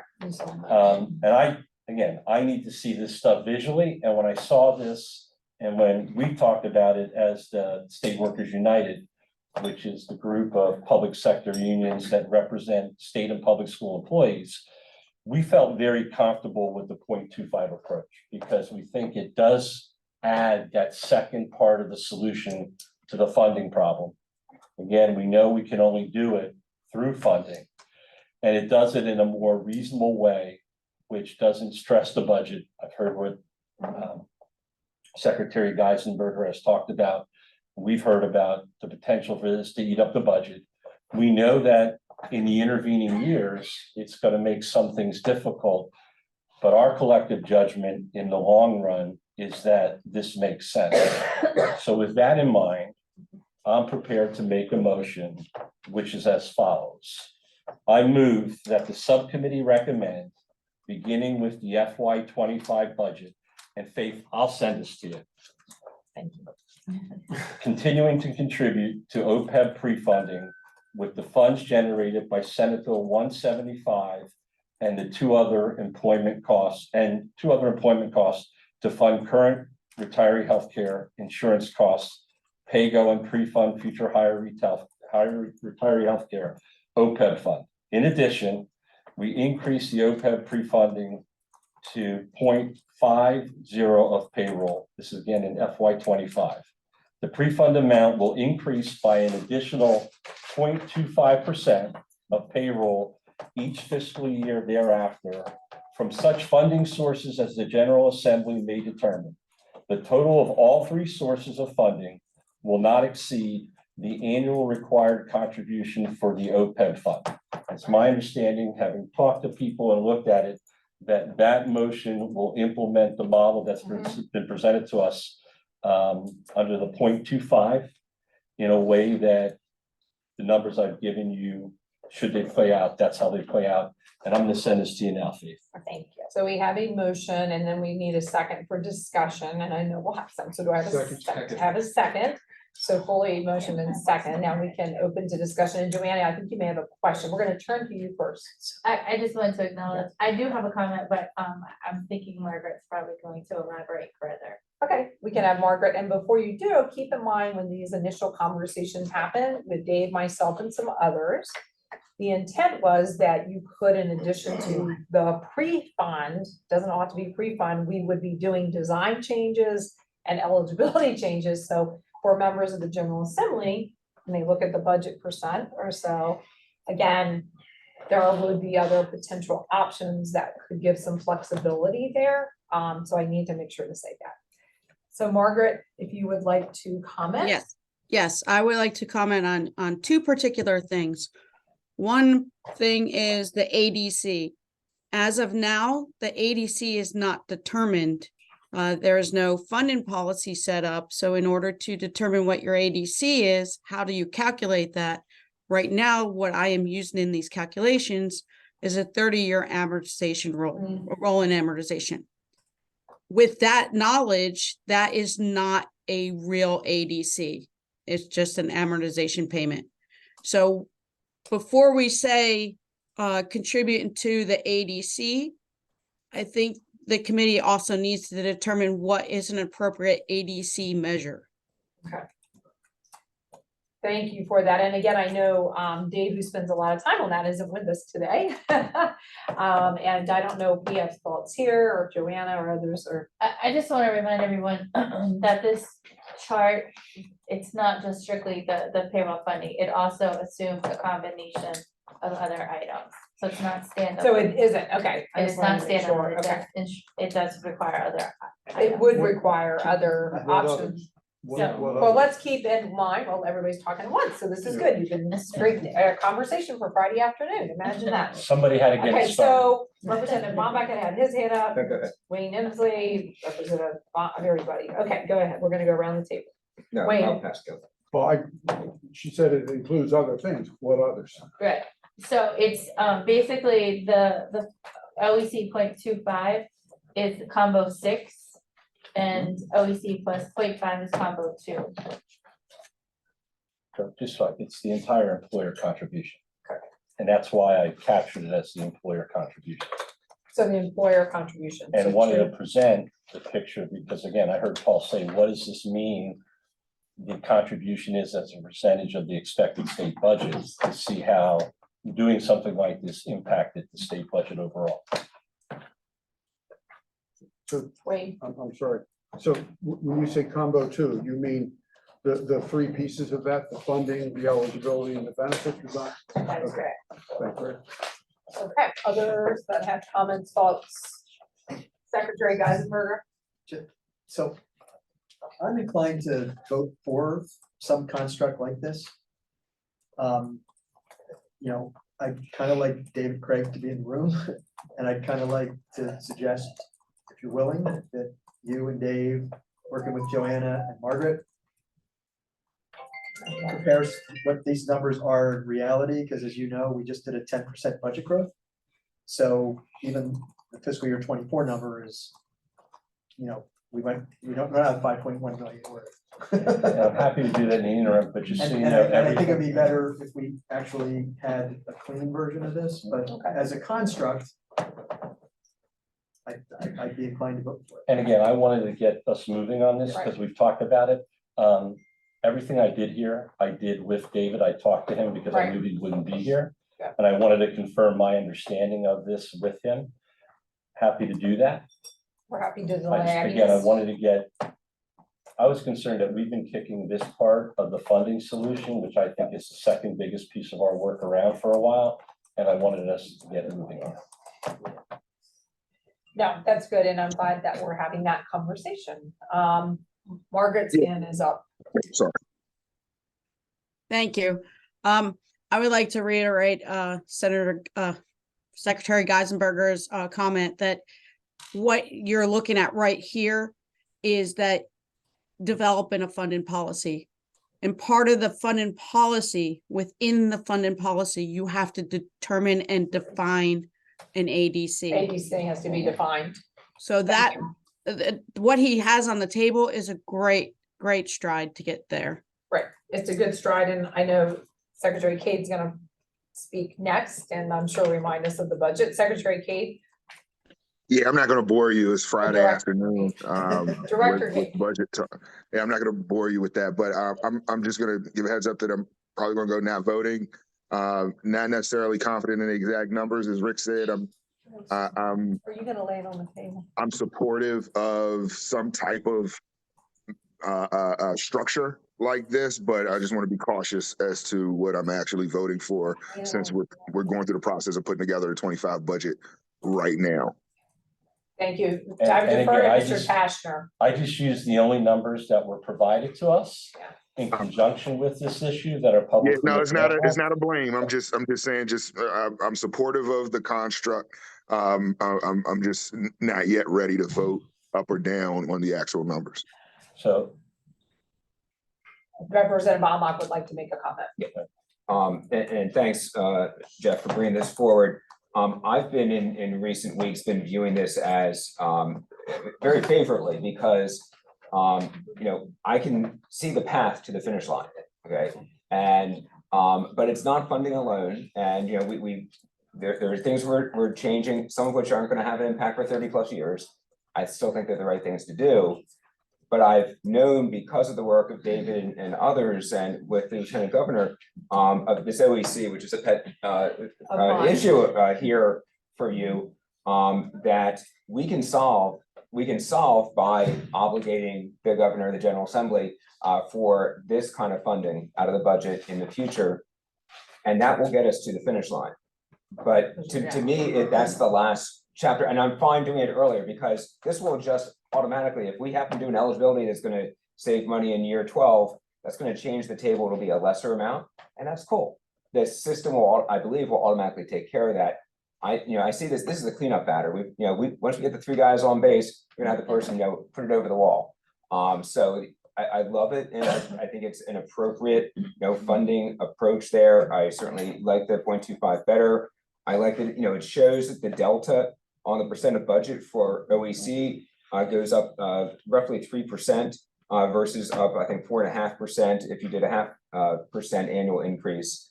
So it's more incremental than the 0.5%, and I think it will be easier for future general assemblies. And I think for both Secretary Geisenberger and Director Cade, I'm hoping this helps them see the saying yes to things rather than just saying no to things. well, that's where we want to get to. So you'll. I am willing to lay this on the table, but before I do that, I just want to say that I think too that the comments about the other things we need to do also need to include Billy's continual argument on price, because one thing I can tell you, based on 15 years of dealing with this, I'm pretty much sure that what we can achieve in that area is multiples of what we're getting on some of these eligibility Yeah. situations. There's not So I'm excited about that opportunity, and I look forward to David and myself and Joanna and Margaret spending some time together before the 28th. And I'll so come in that we and out can of those bring this meetings. back and hopefully take some action. I'll come in and out. Do we, I don't table. No, he's laid it on there. I'm He's laid happy it to on lay it. it on He the made the I'm happy to motion. table my motion. He's tabled it, yeah. I appreciate it being tabled, but I can't let it go without saying, the reason the things don't have the impact, as you know, is because we have grandfathered. Understood. That needs to be understood by everybody in this room. Right. When you grandfather the world, lots of different options that otherwise, as you know from the private benefit study, that would have worked if you chose a specific year, or you had future retirees, or you'd say, nobody, everybody that's 10 years from retirement is excluded. Once you exclude the world of every 18-year-old who currently just got hired, then those options become very difficult. So that just needs to be said. Fully recognize that, and I also realize we didn't get here overnight, and we're not gonna get out of it. I'll let you turn 18-year-old. Okay, so, one of your favorite subjects, so we're moving on. Probably better for all of us. I'm here for that, yeah. We're gonna move right on, but you would concur. So we're gonna move, go ahead, yeah. This is non-controversial. Okay. Maybe a bucket list to make sure that in future meetings, we talk about Representative Overly's recommendation of looking at overall state health costs. I think also it's very clear that a recommendation regarding the establishment of a funding policy should be on that list. So I just want to make sure we don't lose that, or that frankly is incumbent on Bill and myself to remember that 2 meetings from now. And I know, Kristen, that we can rely on you for that. Thank you. Paul, I would add a future role for this committee or Thank you. something like it. Thank you. Right? Yeah, and that, Yes. if I might, I think that's a critical part of this. I mean, there is a chemistry around this table that works. And whether it's a successor to this committee or an extension of this committee in terms of the pricing issue, I'd be open to both. And when I did speak for the senator who is back, basically to indicate that, this committee will come up with a report, recommendations, not into the next year, but sooner than later, hopefully. And that there would be an opportunity for the members who created Senate Bill 29 to look at if there would be consideration or recommendations in the report, whether they make a recommendation to the SEBC to have a subcommittee, or if there would be some other format. And I did not put that part in for you. Sure, no, I guess I certainly know we Yeah. want to go back, and I do Yeah. apologize for having to step out several times for urgent phone call. I do apologize. I just would just note that it seemed like as we're talking about very, very important topics that need to be discussed and analyzed and decided on for weeks and months, maybe even years to come, I didn't think it would be appropriate to just assume that maybe somehow that we would just keep on meeting to talk about it. Maybe this exact group does keep on meaning to talk about it, but that should be like a, take a pause for a moment and think about that and make that decision and not just assume it. So that's all I was coming from on that perspective. I agree with Senator Townsend. You just saying, you're just saying. Okay. And just so I don't get off on a tangent, Senator, what I had contemplated was a resolution directed to members of the General Assembly to create a committee similar to what we have here to focus specifically on the crisis issue. Sure, I thought I was disagreeing with Paul, by the way, just now. I didn't realize I was disagreeing with you. So. No, you weren't. Whether it's a compliment or not, it sounds like something Paul would say or do, so. You can join the station wagon. I just know Guys in the Paul, back seat. I just know Paul previously commented the fact there's not like a sunset or a specific time end on this committee, which is true. Correct. But I think in having formed it, I thought had been that it was meant to address the immediate decision, and that some of these other longer term implications were ones that, again, whether it's this group or another, we'll figure out. No, I think we're on the same. Yeah, same page, perfect, that's a nice feeling, that's a nice. We're moving together. My senator, so. Just to be clear, so is the Secretary. is you agree to table it? Is that path that I suggested what you're gonna do, or is that? You know I don't listen to you. What's happening? The idea was to have you, David. Margaret, Yeah, Yes. absolutely. and- That's and why I meet said I would before the spend next time with thing, them. so next that we week. can look at something like Yes. this. Yeah. Hopefully that also looks at when it gets us to the 80% and all Yes. that other stuff. And you know I always So, listen. I understand. We appreciate that, and I will pop in and out of those I'll meetings I'll with you. second the motion to table. Okay, we can do it officially. Okay, Yeah. so motion's been seconded to table. All in favor, say aye. We don't Aye. have- Aye. Aye, we have any nays? Okay, we're good. All right, moving along, then, we are, I think we've covered every item, have we not? Faith, under item 6. Am I correct? Am I missing I do anything? believe. Okay, we so have next, covered our work plan for remaining meetings, it sounds like we'll have our subgroup coming back with some of the things on the amortization or the pre-fund, whatever you want to call it. And that we will also have additional delineation, perhaps around Medicare age, Medicare, non-grandfathered. Medicare age non-grandfathered, LNG. And I'm missing something, there was one other thing, what was it? Oh, the resolution, how did I forget the last thing? We'll have resolution and I assume did you say we're going through the And the various reports. eligibility? And she will bring back the updated report, so all members can get content feedback, not grammatical. Did you start with eligibility? Is that? And well, we now can, if we want to, we can now touch on eligibility if people want to talk about that now. Since we're talking about future upcoming reports, can we update this? Okay, So slide, 7 has September 28th, and I the meeting understand got switched. it's changed, so I would like to make sure we announce that And clearly. then certainly we have time now if someone wanted to begin. I mean, I do know that there has been some, the appetite around eligibility some. I don't know if folks want to have a high level conversation, or I'm gonna get in the weeds on it. Around anything around that at this point in time, if anyone would like to. Let me just add. Yeah. Touch very quickly. My comfort level with eligibility changes is affected by the grandfathering, and I don't think automatically the grandfathering for plan changes should be the same as grandfathering for eligibility changes. The earlier the cutoff for grandfathering for eligibility changes, the less comfortable I am with changes. The longer off, the more comfortable. If it's let's say you don't get benefits until age 60. I'm much more comfortable if it's a new hire, so people who come in, but I may even be interested if someone is less than 10 years. But if it's those who retire as of 2024 is the grandfather cutoff, I've got zero, comfort level, or at least I think I do, in own conversations. So I'd like to make sure that we're explicit when we're talking about eligibility to, in the same sentence, be talking about what grandfathering we're also talking about, coupling those two, because I think it's really important. And you're getting into age and grandfathering, and then you can get into pre-Medicare. I mean, so again, eligibility has the different tiers, and obviously I'm sitting here in the insurance commissioner's office, you could probably give us a lecture on all that. I won't. Representative Oberly. You won't on a Friday afternoon, okay, Representative Oberly. No, I want to make sure I understood what Paul just said. I'm a maybe my biorhythms are down today, but are you talking about in terms of eligibility for prospective employees or current employees? I'm assuming that let's look at the three, A, B, and C we looked at.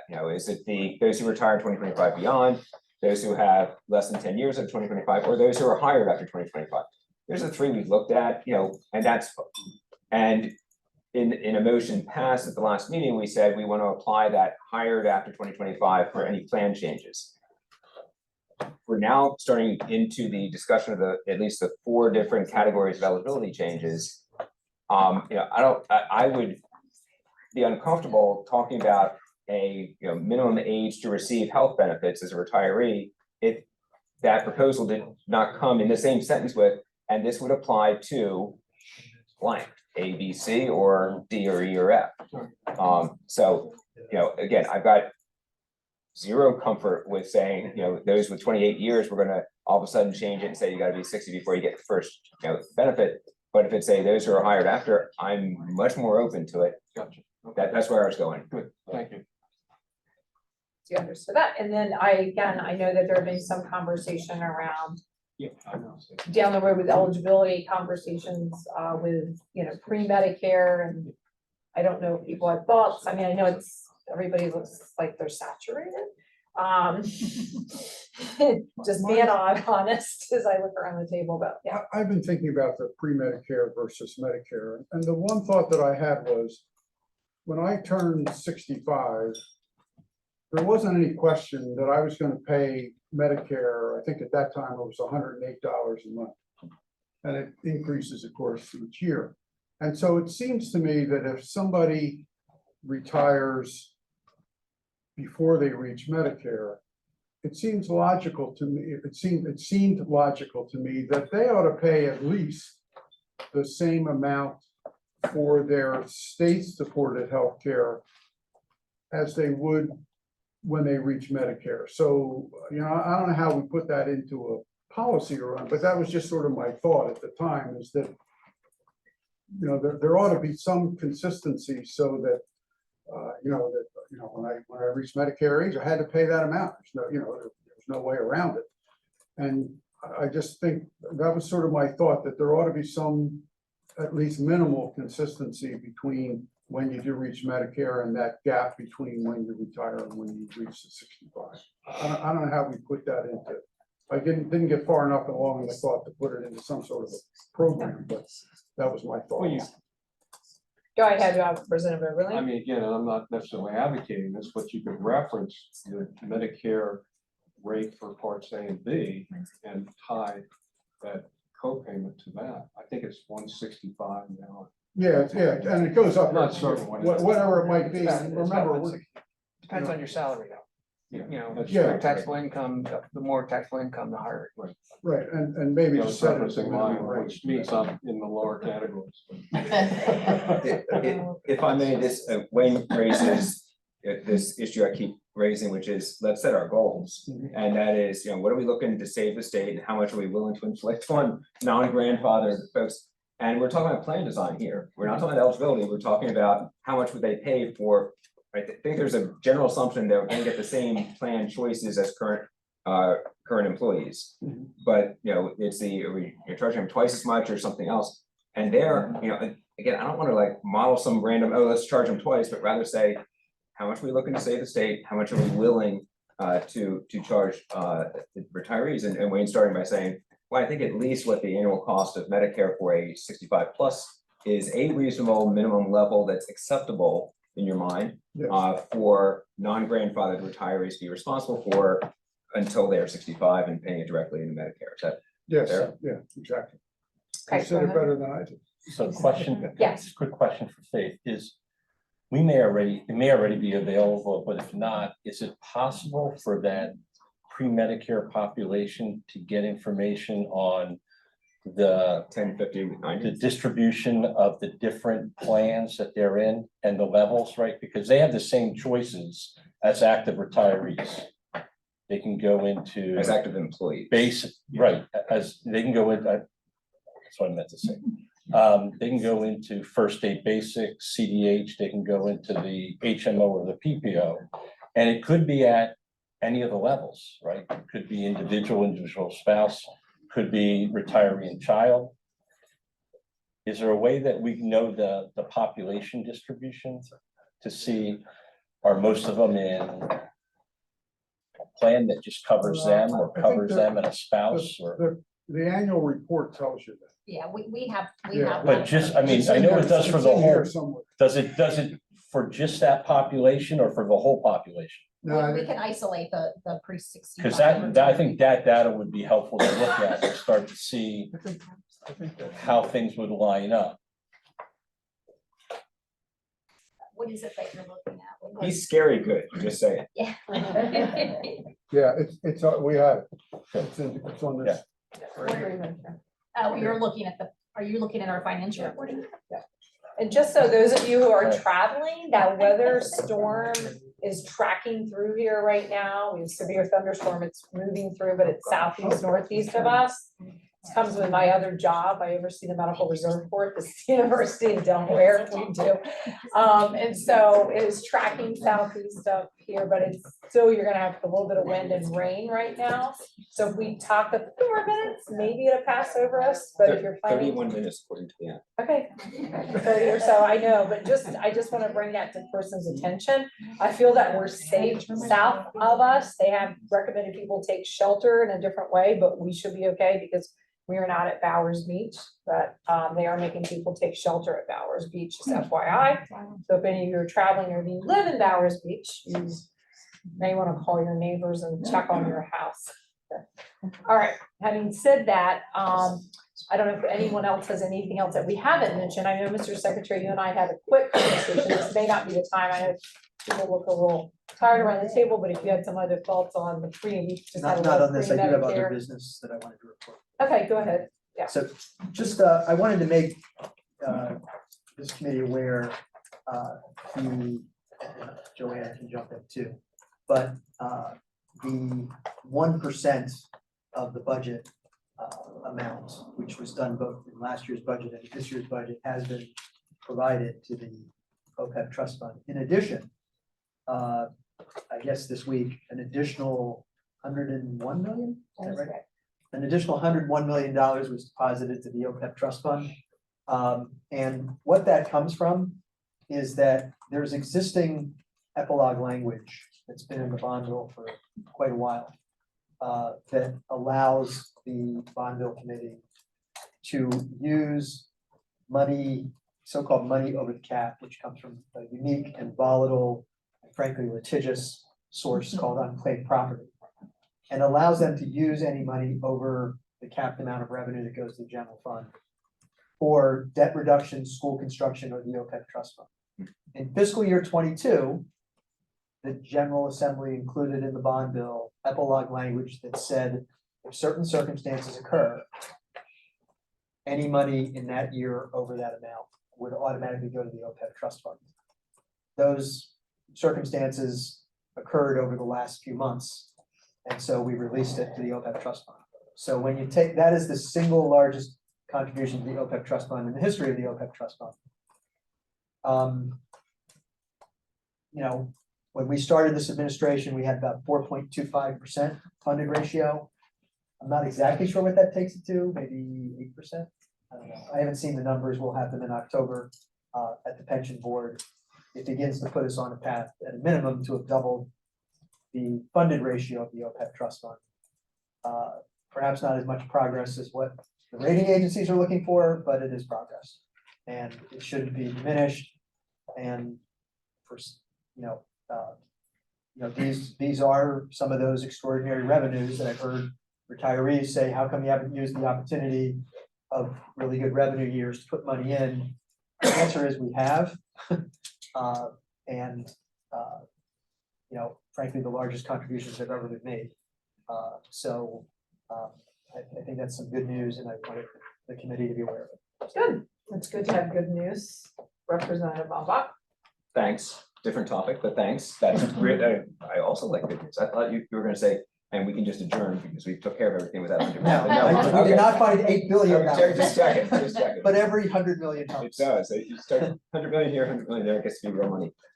So on the discussion, like, Wayne presented the, what if it's a, $100 a month for pre-65-year-old.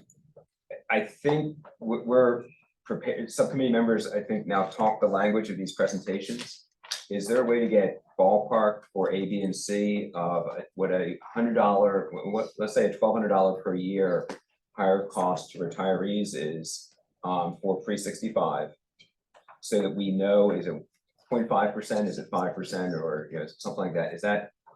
So that's a little difficult because you have pre-65 retirees have the same choices that state employees have. Yes, but So if the we first assess them a state- Medicare equivalent premium. Well, you probably can. The only thing you have to be mindful of is like the first state basic, for example, it's very inexpensive. And we have roughly 200 retirees enrolled in that. If you're gonna charge pre-65, yeah, so this is first state basic. So if you charge them an additional 1,200, then you're gonna start impacting enrollments. Like, they're probably not going to stay with first state basic. if they have to pay an additional 1,200. Because they're paying the same level as an active. That is correct. So in other words, whatever the active employee right. contribution is, the pre-65 retirees are paying the same monthly contribution. Which is no more than 13% of what the cost of the state is, right? That particular one's Right. 4%. 4%. The first state basics. Can you all hear online? We might have to have people speak one at a time and speak up. Go ahead. So she can tell us exactly what first Yeah, state right. basic costs. Yeah. So she's gonna tell us I what would first like to state say why basic is. benefits website to look it up, but if you guys have it in front of you, that's, I don't know. Representative Yeah, Overley while they're access, so- looking, and if you can't find that, you know, we can make this a topical item for the next meeting. Yes, Representative Overley. Just kind of a cautionary tale here. And Faith, you can correct me if I'm wrong, but the last time I looked at the pre-Medicare retiree population, it would have required about a 40% increase in premium to close that gap. And that's why I find Wayne's proposal, I mean, I don't think any of us around this table believe we're gonna increase premiums on pre-Medicare by 40%. I mean, it's just unacceptable, so I mean, that's those why. raises are gonna, you know, statutory things, when you come that's to why I spousal found- and they're not. Yeah, I found Wayne's suggestion closes the gap. I don't know how that affects the 40% differential at this point, but it would be an interesting case study to understand how much that would impact that 40% differential. Faith, sorry, I didn't mean to cut you off. So at this hour on a Friday Yeah, afternoon, on top of the contribution they already make, so, you know, it's an issue that in the subcommittee level, we've wrestled with. How do you know, get some parity in the system without pricing people out of the market?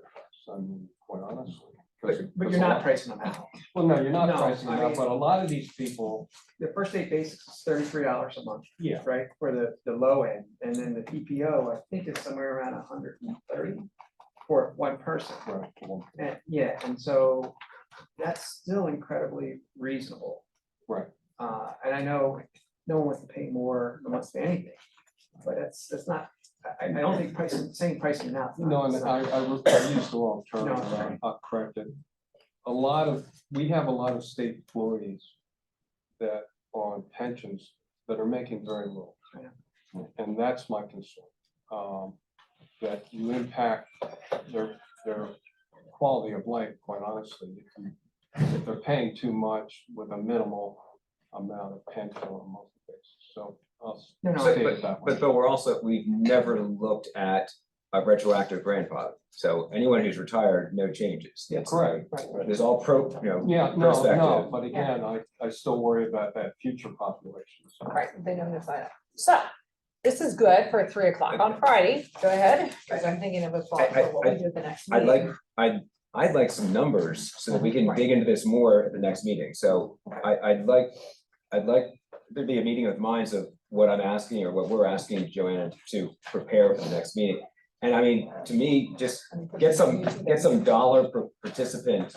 Let's say it's $1,000 a year, just so we can say we actually wanted 120% of that or whatever. But $1,000 a year, if we charge this for future, what's it cost based on an A definition of future, a B definition, and a C definition of future, unless there's any other ones, so that we know what scale we're talking about. And we can take our other judgment and say, as we did in the other one, C is the only one appropriate for this change, or maybe we say B is okay for this change, whatever it happens to be. But I think we also like to see the numbers to say, this doesn't move the needle and we don't want to do it, or this actually does move the needle and we think it's reasonable as long as it's done at the right level of grandfather. Is that? Okay. That's fine. Okay. Does that make sense for Joanna and WTW, any other consultants? Excuse me, so basically all I heard is we want to take our current premiums, annualize it and add $1,000. So we're reducing what the state contributes per retiree by 1,000, and increasing what the retiree pays by 1,000. Yes, Everything else being the same. yes. So we have a full agenda for the next meeting. Pardon. Oh, go ahead, And I sorry. would also like you to run, you heard what my thought was. So that the person would slide into Medicare paying the same amount that they would have Just free do this then. Medicare would pay the, Just do wins then. We can No, back into it well, 1,000, we can back into 1,000 if we have yours, that's Okay. fine. I don't want to Okay, do twice the so work. can you confirm for me your, what yeah. your request? The thought was that when a pre-Medicare retiree, when they retire, would during the time that they're retired, pay the same amount in premium that they would pay on Medicare. So if the day they retire, Medicare premium is $200 a month, then they're gonna pay $200 a month towards their state benefits. The next year, if they're still retired and not on Medicare, and Medicare goes up to 220, they pay 220. They walk up with Medicare until they retire. Alright, so so if, remember you've got the employee, employee and spouse, employee, children, family coverage. So in instances, are we Only just do it- adding 100, say, I know the Medicare, rates, it's close to 170 right now. Yeah, So are we taking our current rate chart and adding 170 or 160 some dollars to each? No, we're just making 165. Per household, you're saying? No, per individual. Medicare is only by individual. Right, but Medicare what is are you only- gonna do with those who are covering dependents? When they go on Medicare, they're gonna be paying the individual rate for themselves. What they do about a child, it might be a unique situation. But my wife and I are both on Medicare. We pay the 165 twice every month. And so I think if you just take the individual rate on that rate sheet and just do the individual, it gets real complex to do it. And I think Just do Faith it for might have individual. some, for Wayne, I think Faith has some comments that might be helpful too. It looks like you were trying to provide. If I'm understanding, Mr. Emsley, what you're proposing, I think it's a disincentive, and I think this is the point that Joanna might have been trying to make. We're gonna have folks that are enrolled in the higher price plan paying next to nothing, because their differential between that and what a Medicare retiree would pay is next to nothing, yet that gap is much larger for someone in one of the lower actuarial value plans, like the First State Basic or the HMO plan. So I'm not sure that would achieve anything, and it would drive everyone into the comp PPO, and I would say the majority are already in the comprehensive PPO plan. They already are, then it wouldn't make a difference. How can it, both are moving at the same time. How's it saying, it's not having this one move up and, oh, now it's almost equal, I'll choose this one. It moves up by the same amount this one moves up. What I heard was we were gonna cap at the Medicare out-of-pocket equivalent. So we were just gonna close the gap between what they paid. No, I think he was saying, that what was gonna be done for my original proposal is current fee stuff plus the monthly at the lowest income level Medicare amount for a 65 Your plus. proposal, I think logically and from a cost standpoint makes sense, but if I'm understanding Mr. Emsley's, he's saying no one pays more than the Medicare retirees out-of-pocket costs in the pre-65 plan. Yeah, I think what Which would mean the we're pre-65 gonna do Paul's contribution. proposal, and let me work on that. I So think Paul's Paul's is proposal more for the next straightforward. meeting and Mr. Emsley will work on his. Okay. So we have a full agenda for the next meeting. And now there's no other comments. What we shall do is turn to public comment, and it is really raining hard. Do you want to, the meeting date on this? But yes, let's Not announce correct. the correct meeting date. If you want to go ahead, wait, Faith. The next meeting. So everyone online, please listen up. Yes, Yeah. so an update that was communicated to subcommittee members this week. The next meeting of the Retiree Healthcare Benefits Advisory Subcommittee will be Wednesday, September 27th from 1 to 4, 1:30. 1:30 to 4 p.m. And that has been posted. Different location. Posted on our SEBC webpage and the public meeting calendar, and it will be located here at the permanent insurance. It will be. So it didn't change, okay. And there are no Just other make sure you book meetings the room. currently scheduled beyond the Did we 27th. book the room? Book the room, that's all. Yes, we booked the Okay. room. Got the room booked. You have a popular room, She is sir. fantastic. That's a great. Yes, she is. Popular room, all right, gotcha. Okay, so do you need to reiterate their agenda? Do you feel good about, do you have what we need for the agenda? Yeah, You feel good? we'll read, yeah. Yeah, you feel good? It was a lot. You got it? I Get a think list. I think we. Okay, Sure. you got your We'll list. All right. confer. All right, as long as you all have it, it's a lot. Well, I think some progress here today has been made. So we'll turn to comments from the public. And I'll So turn we to have you. one person pre-register, Keith Steck, and I don't see Keith online, so. Okay. Oh, hello, Keith. I pre-registered. Uh-oh. You did. Well, did you sign this? He pre-registered by email before the meeting, then we're gonna move to the. So what are the names of the list? They know. Carletta Klein and Joan Delfatore. Gotcha. You're good to go. Okay.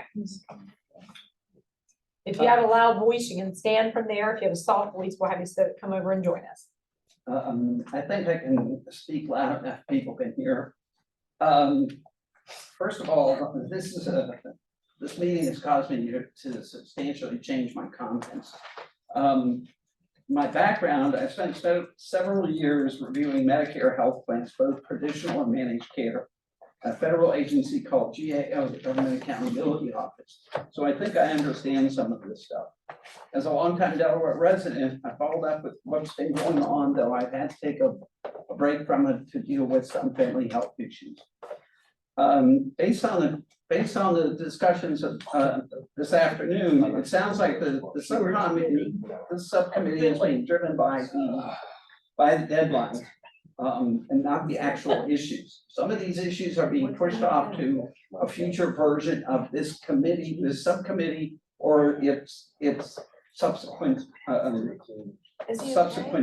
follow-up. What I want to make sure is that public understands that, if I'm understanding that correctly, but more importantly, that next iteration of this committee needs to include looking at the HRA. That is really critical. You looked at the documentation from the previous Retirement Benefit Study Committee. They did a lot of work on that. And that looked like it was going to be fiscally much more beneficial to the state than going with the managed care plan, the Medicare Advantage. That's first and foremost. More importantly, related to that, is there needs to be an RFP issued to look at an HRA option. That hasn't been done as far as I know. I don't believe it's been planned for, though it should be. And if this focus on this committee right now is on the existing health plan, there should be time to look at both do an RFP on an HRA as well as look at the managed care, the Medicare Advantage, so you can do a comparison of the two. That really needs to be done, and there has been no discussion of that I'm aware of. And that's a disservice to the public. It's a disservice to the retirees, because under an HRA, they would have different plan options rather than a single plan under managed care. My time's probably up, but thank you. Thank you. Thank you very The much. explanation is probably warranted. Sally had me pick up some fresh produce, so I kept the windows down a little bit. And I mean it as driving sideways, so at least I'm not Rudy Giuliani, and Okay, you know I don't dye my hair. I thought you were falling down. I was like, what is going on? I thought you were bleeding over there. You were just wiping. I'm like, oh my God. So sorry. Thank you for those comments. My verbal comment to him, I thought he had fallen and the nurse kicked in. So I was not trying to be rude. No. Thank you. Okay, thank you. We have Carlotta Klein is next. okay, and then we have a couple hands on line that we'll get to. I like it. Being a previous teacher. Yeah. I was here this time. Happy to be here today. I read the saying a few months ago. It is talking about the government paying off student loans, college loans. And the saying went, if you don't know what a loan is, perhaps college is not for you. Okay, so then I thought about this, and that, probably not talking about you legislators, unless you've been here a long time. But then I went on to say, if you do not know how to balance a budget, perhaps legislating other people's money is not for you. And that would have been from before those of you who have carelessly not taken care of this problem a long time ago. Now, this beginning is just personally me, but it comes into this particular committee. I decided a few years ago to get solar panels for my house. And I did it for 3 reasons: to help out the ecosystem, to help Delmarva because they're having problems with electricity, and we have to have energy saving times in the hot summer days, and to offset the rising costs of my electricity in the future. In the process of buying the solar panels, I was given a checklist to say what products I was going to use, and that would decide how many I could have. So I did that. And then that was accepted, and I got the number of solar panels that went along with what I decided I wanted to have a hot tub. So I put a hot tub in there because we had one previously. Don't have it yet, but I expect to have one and hope that my electricity would follow with it. Everything was approved and everything was installed. And I could see on my bill that my solar panels were producing more than I was using at the time. I got regular Delmarva bills, and I saw that I was getting a credit. And about 13 months after I started, Delmarva sent me a bill and it had $561.41 credit. And I thought, first I had to look at it thinking, what? I didn't have a bill that big. I thought, oh, that's credit. So I called them up because I'm going, there's something wrong. And I found out that I had credit for the whole year for my overproducing. I got credit. And they would send me a check, or I could have it done other ways, which I elected to do. Then the following month, I get a letter from Delmarva saying, all this money that you earned, all this extra energy, we're going to take it away. We're going to keep that money for societal benefits. So I call up Delmarva and say, well, what are the societal benefits? Well, the lady starts around and she says, oh no, that's from New Jersey. I said, well, what are Delaware? Well, I don't know. 3 times. I call them, twice they call me. They have no idea what my societal benefits are for Delmarva, but I'm paying. And then since I put this system in, I'm paying every month because of my. I'm sorry, your time is up. We'll give you we'll give you 10 wrap seconds to up. wrap it up. Okay. 10 seconds to wrap up. Okay, anyway, well, you've done this, you're doing this now. You're gonna say, okay, 2 years down the road, we're gonna do this. Don't tell anybody, or nobody gets to know, only the people here. And you people out there that are working, that are gonna be hired or gonna get hired, aren't gonna know what's happening, that they're going to lose their insurance. So are you going to, when you get new hirees, say, oh, you get the insurance for this much, but in 1 year, I'm gonna break your insurance, you're not gonna get as much? Are you going to inform them what you're going to be doing when you hire them? Or I think the people you have right now, all hired, are stakeholders and should be in this meeting, not just the retirees. Thank you for that feedback. Okay. Okay, Joan Del Yeah, Pittore. I'm Joan Del Pittore. I'm retired from the University of Delaware. First, I would like to thank not only the subcommittee, but the leadership of the SEBC for the movement that's been made forward. There has been real progress made, and I really do appreciate that. I was the person that Senator Townsend was referring to before about the language. I am a professional writer. I'm a retired English professor. I tend to look at words. I published my first article in 1979. Believe me, I understand how frustrating it is when you mean one thing and somebody reads it as meaning something else, but that is part of the process. And especially in the atmosphere of anxiety that now exists, it matters how things are worded and how people read what is worded. There were 2 issues that struck me in what was on the agenda for the September 18th SEBC meeting. First, the plan that is being requested for the RFP is being defined as a comparison rather than as an affirmative statement of what is being looked for. What we are looking for is a group Medicare supplement plan with the characteristics of a Plan F. That's what we're looking for. Wording it as a comparison, something that's similar to, functionally like, related on its mother's side to the Highmark plan that we now have, is not necessarily the clearest way to get at that. And I see some people nodding. What we mean is a group Medicare supplement plan with the characteristics of a Plan F, not looks like this or that. The second line was also of concern.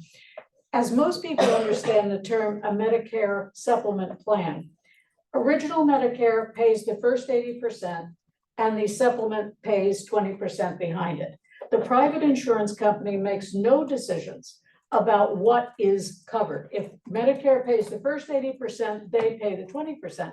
But now we have this line that says there cannot be pre-approvals and it has to mirror original Medicare. What does that mean? At a minimum, why define the terms on which a private insurance company could or could not make decisions if what you are talking about is a plan in which they cannot make any decisions? And what does mirroring original Medicare mean? We're on original Medicare. We are meant to be on original Medicare. We don't need mirroring anything. So with all respect, and I am entirely willing to recognize as a writer what was written might not have been intended to come across in that way, but it raises a legitimate question.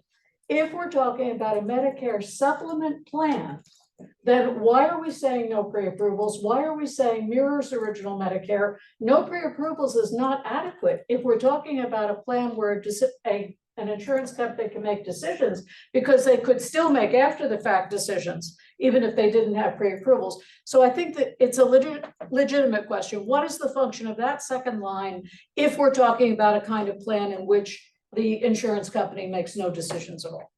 Thank you, thank you. And I think a couple more hands.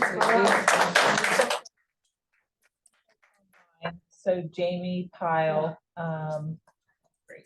And I don't know, my co-chairs were gracious today. They know I have a hard stop. If we don't have many, I will be here till the end, but if we have many more that have come on. And one more here. And okay, one more here. there's two online. Okay, and they will close out the meeting, but it's been a pleasure to get the work done, and we'll see folks September 27th. Okay, Jamie. Yes, good afternoon, everyone. As the committee is considering making these changes for, future retirees come January 1st of 25, has anyone considered the implications of our workforce, whether it's state workers, teachers, et cetera, of how that's going to affect that? The state and teachers, I'm sure, and I know, are struggling to hire enough people to fill the roles that we have. And if this plan is put in place and our, the people that are close to have 25 years, maybe they thought about staying to 30. If they're kind of forced into retiring prematurely, what is that going to do for our workforce, our teachers, and our state employees? Thank you very much. Okay, next up is a phone number. Last four digits are 2907. If you could please state your name. We need to hit *6. Okay. Here we go. Okay. I am logged in on the computer, but when I hit raise hand, it won't take it. So I hit chat and it said chat disabled. So I dialed in. I'm listed as a participant under Carol J, I think. Anyway, I'm a couple years out from having retired. I noticed also, as Mr. Pyle was referring to, I think was increasing the graduated state share based on years of service that I saw in some of the combos, most notably combos 6 and 8. And I would like to dissuade the state from doing that any more than it already is now, because it will do the opposite of attracting people to state employment. And in my last, say 8 years of state employment, I served on several hiring teams. And I've got to tell you, the state has enough trouble getting people to come to work for it, especially in the agencies where the pay is a little less than in the school districts. And a lot of the people who have skills that we need are middle-aged. And we'd like to hire them. We don't want to dissuade them from coming because they are likely to retire a little earlier. After a few, less years of service due to their age. And really, they've been some of the best hires we've made. And so I really think that that's a disincentive for people to come to state employment, and at least for get qualified people, because we had enough trouble doing that as it is. So I just wanted to make that comment. Okay, thank you.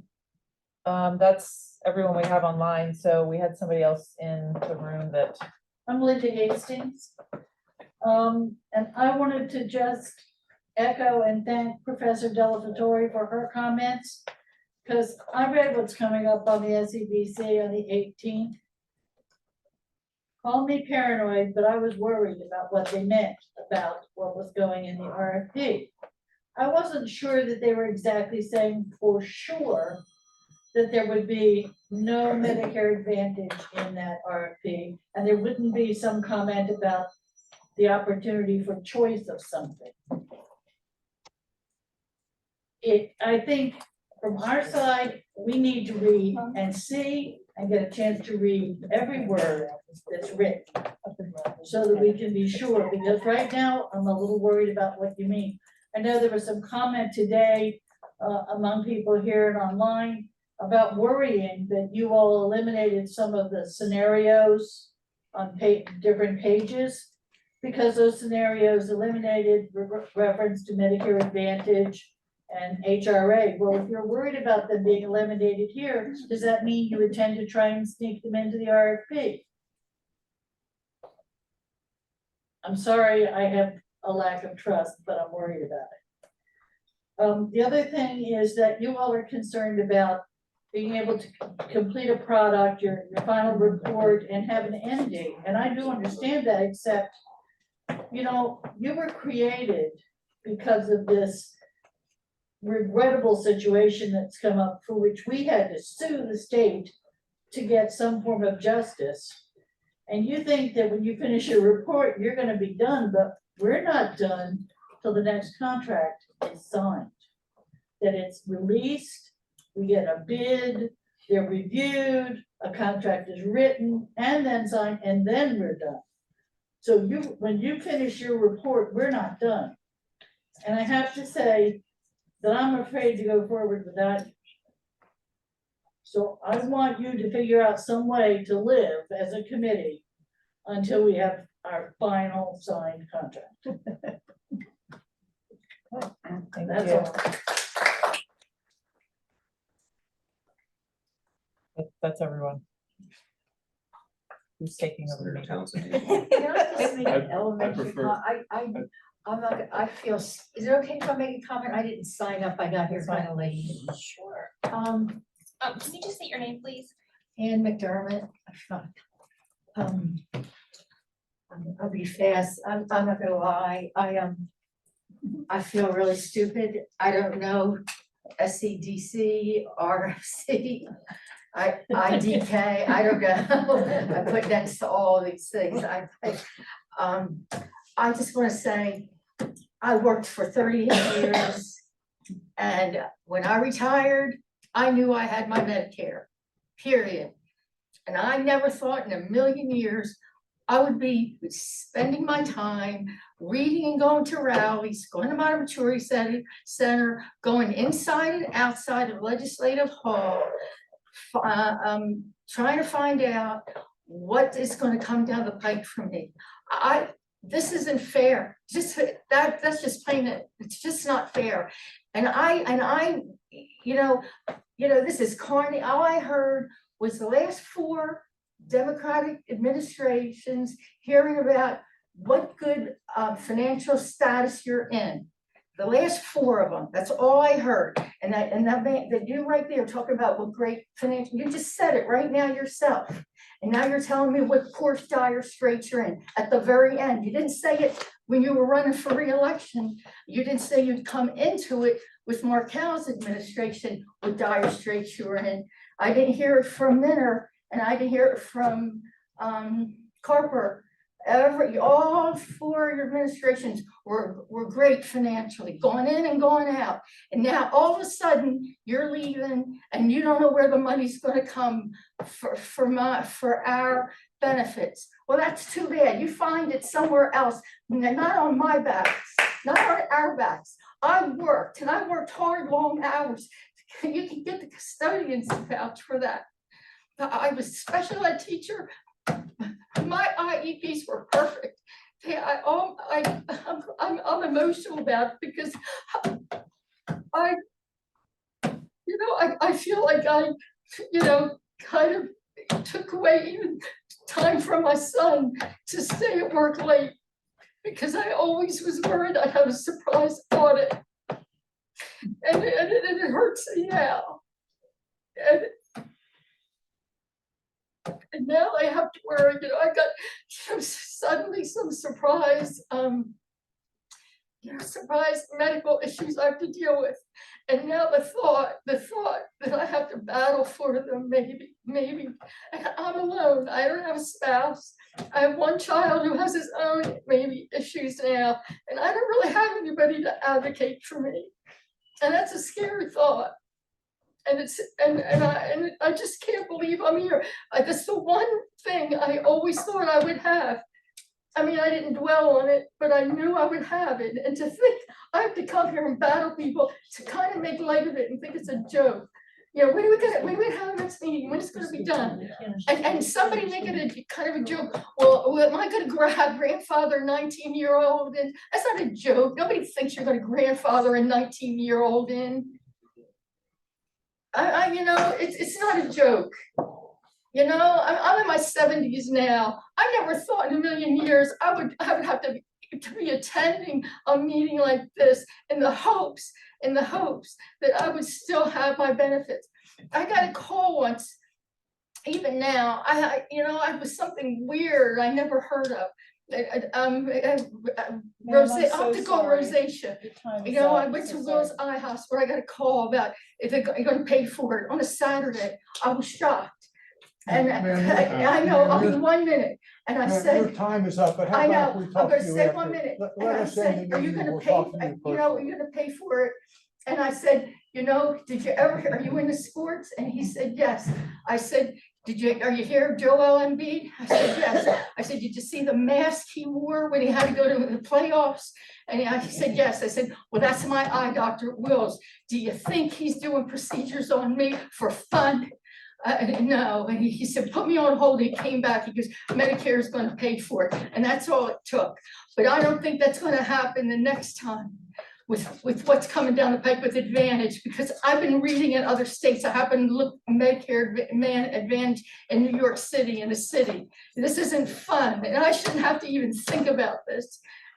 Thank Thank you for your time. Thank you for your comments. Also, I don't think I'd come back in the room after the comment had been made that you're referring to, because I heard the very final end of it. But just to be clear, number one, it's very important for your testimony. And even though we've reached largely the end of many months of meeting to the point where you're not going to have your benefits changed in the way that was initially proposed, it doesn't mean it's not important for us to still hear from people about their real experiences and perspectives on what might have happened or what could happen. So that absolutely is important.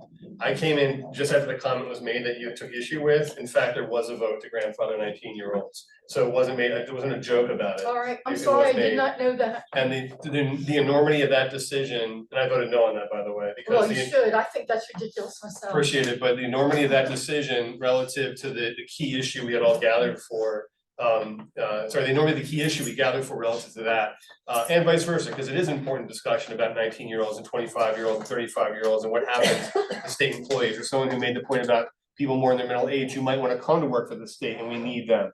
It's all very, very important, but we had been assembled primarily with regard to the proposal that had been made for current retiree Medicare benefits. We, I believe, have reached resolution on that, and now the key question is, how do we or who continues that conversation? And I didn't make my comment earlier to mean that we shouldn't all continue in this group. We should at least just figure that out and not just assume it, because the General Assembly voted on a bill that I happen to be the lead author of for this group to talk about this issue. And now we need to figure out who talks about all the other issues and makes progress on it. So appreciate your testimony. Well, I don't want to and then- dwell on the 19-year-old. That was just an off the cuff remark. No worries, I understand, if you hadn't been at the meeting before, it wouldn't have been understood as to where that came from, so I understand your reaction to it. So we will get into those and many other issues, some version of we in the near future here as we sort this out. I had intended not to speak first, because I wanted to be able to politely disagree with whatever Representative Ballback says. So let my comments just now be only in response to your public comment. I want to return to my position of being second in the batting order to close it out. I yield first to leadoff hitter Paul Ballback. I have nothing to add. Perfect. Well, and given that, I want to thank Lieutenant Governor Hall Long, who had to leave for her leadership of the group. We obviously have our next meeting set and additional work to do. And thank everyone for continuing to be committed to working on this and sorting this out, and to the SEBC for bringing clarity. And if need be, some additional clarity, perhaps, like as Joan had pointed out, on exactly what will be happening next. So I certainly appreciate them doing that. And then us moving forward, not only in the direction that I think addresses the very important comments that were made, and what people had expected would be happening with their benefits and their frankly, their overall support and dignity. And then working on additional analyses to balance out other considerations for other groups at other times. So thank you all very much. Please drive very safely if there's bad weather, and look forward to seeing you all for our next meeting. Motion to adjourn. Thank you. Yes. We're adjourned. Used to legislative committees, right? The Senate anyway. I want to say it, but I think they're.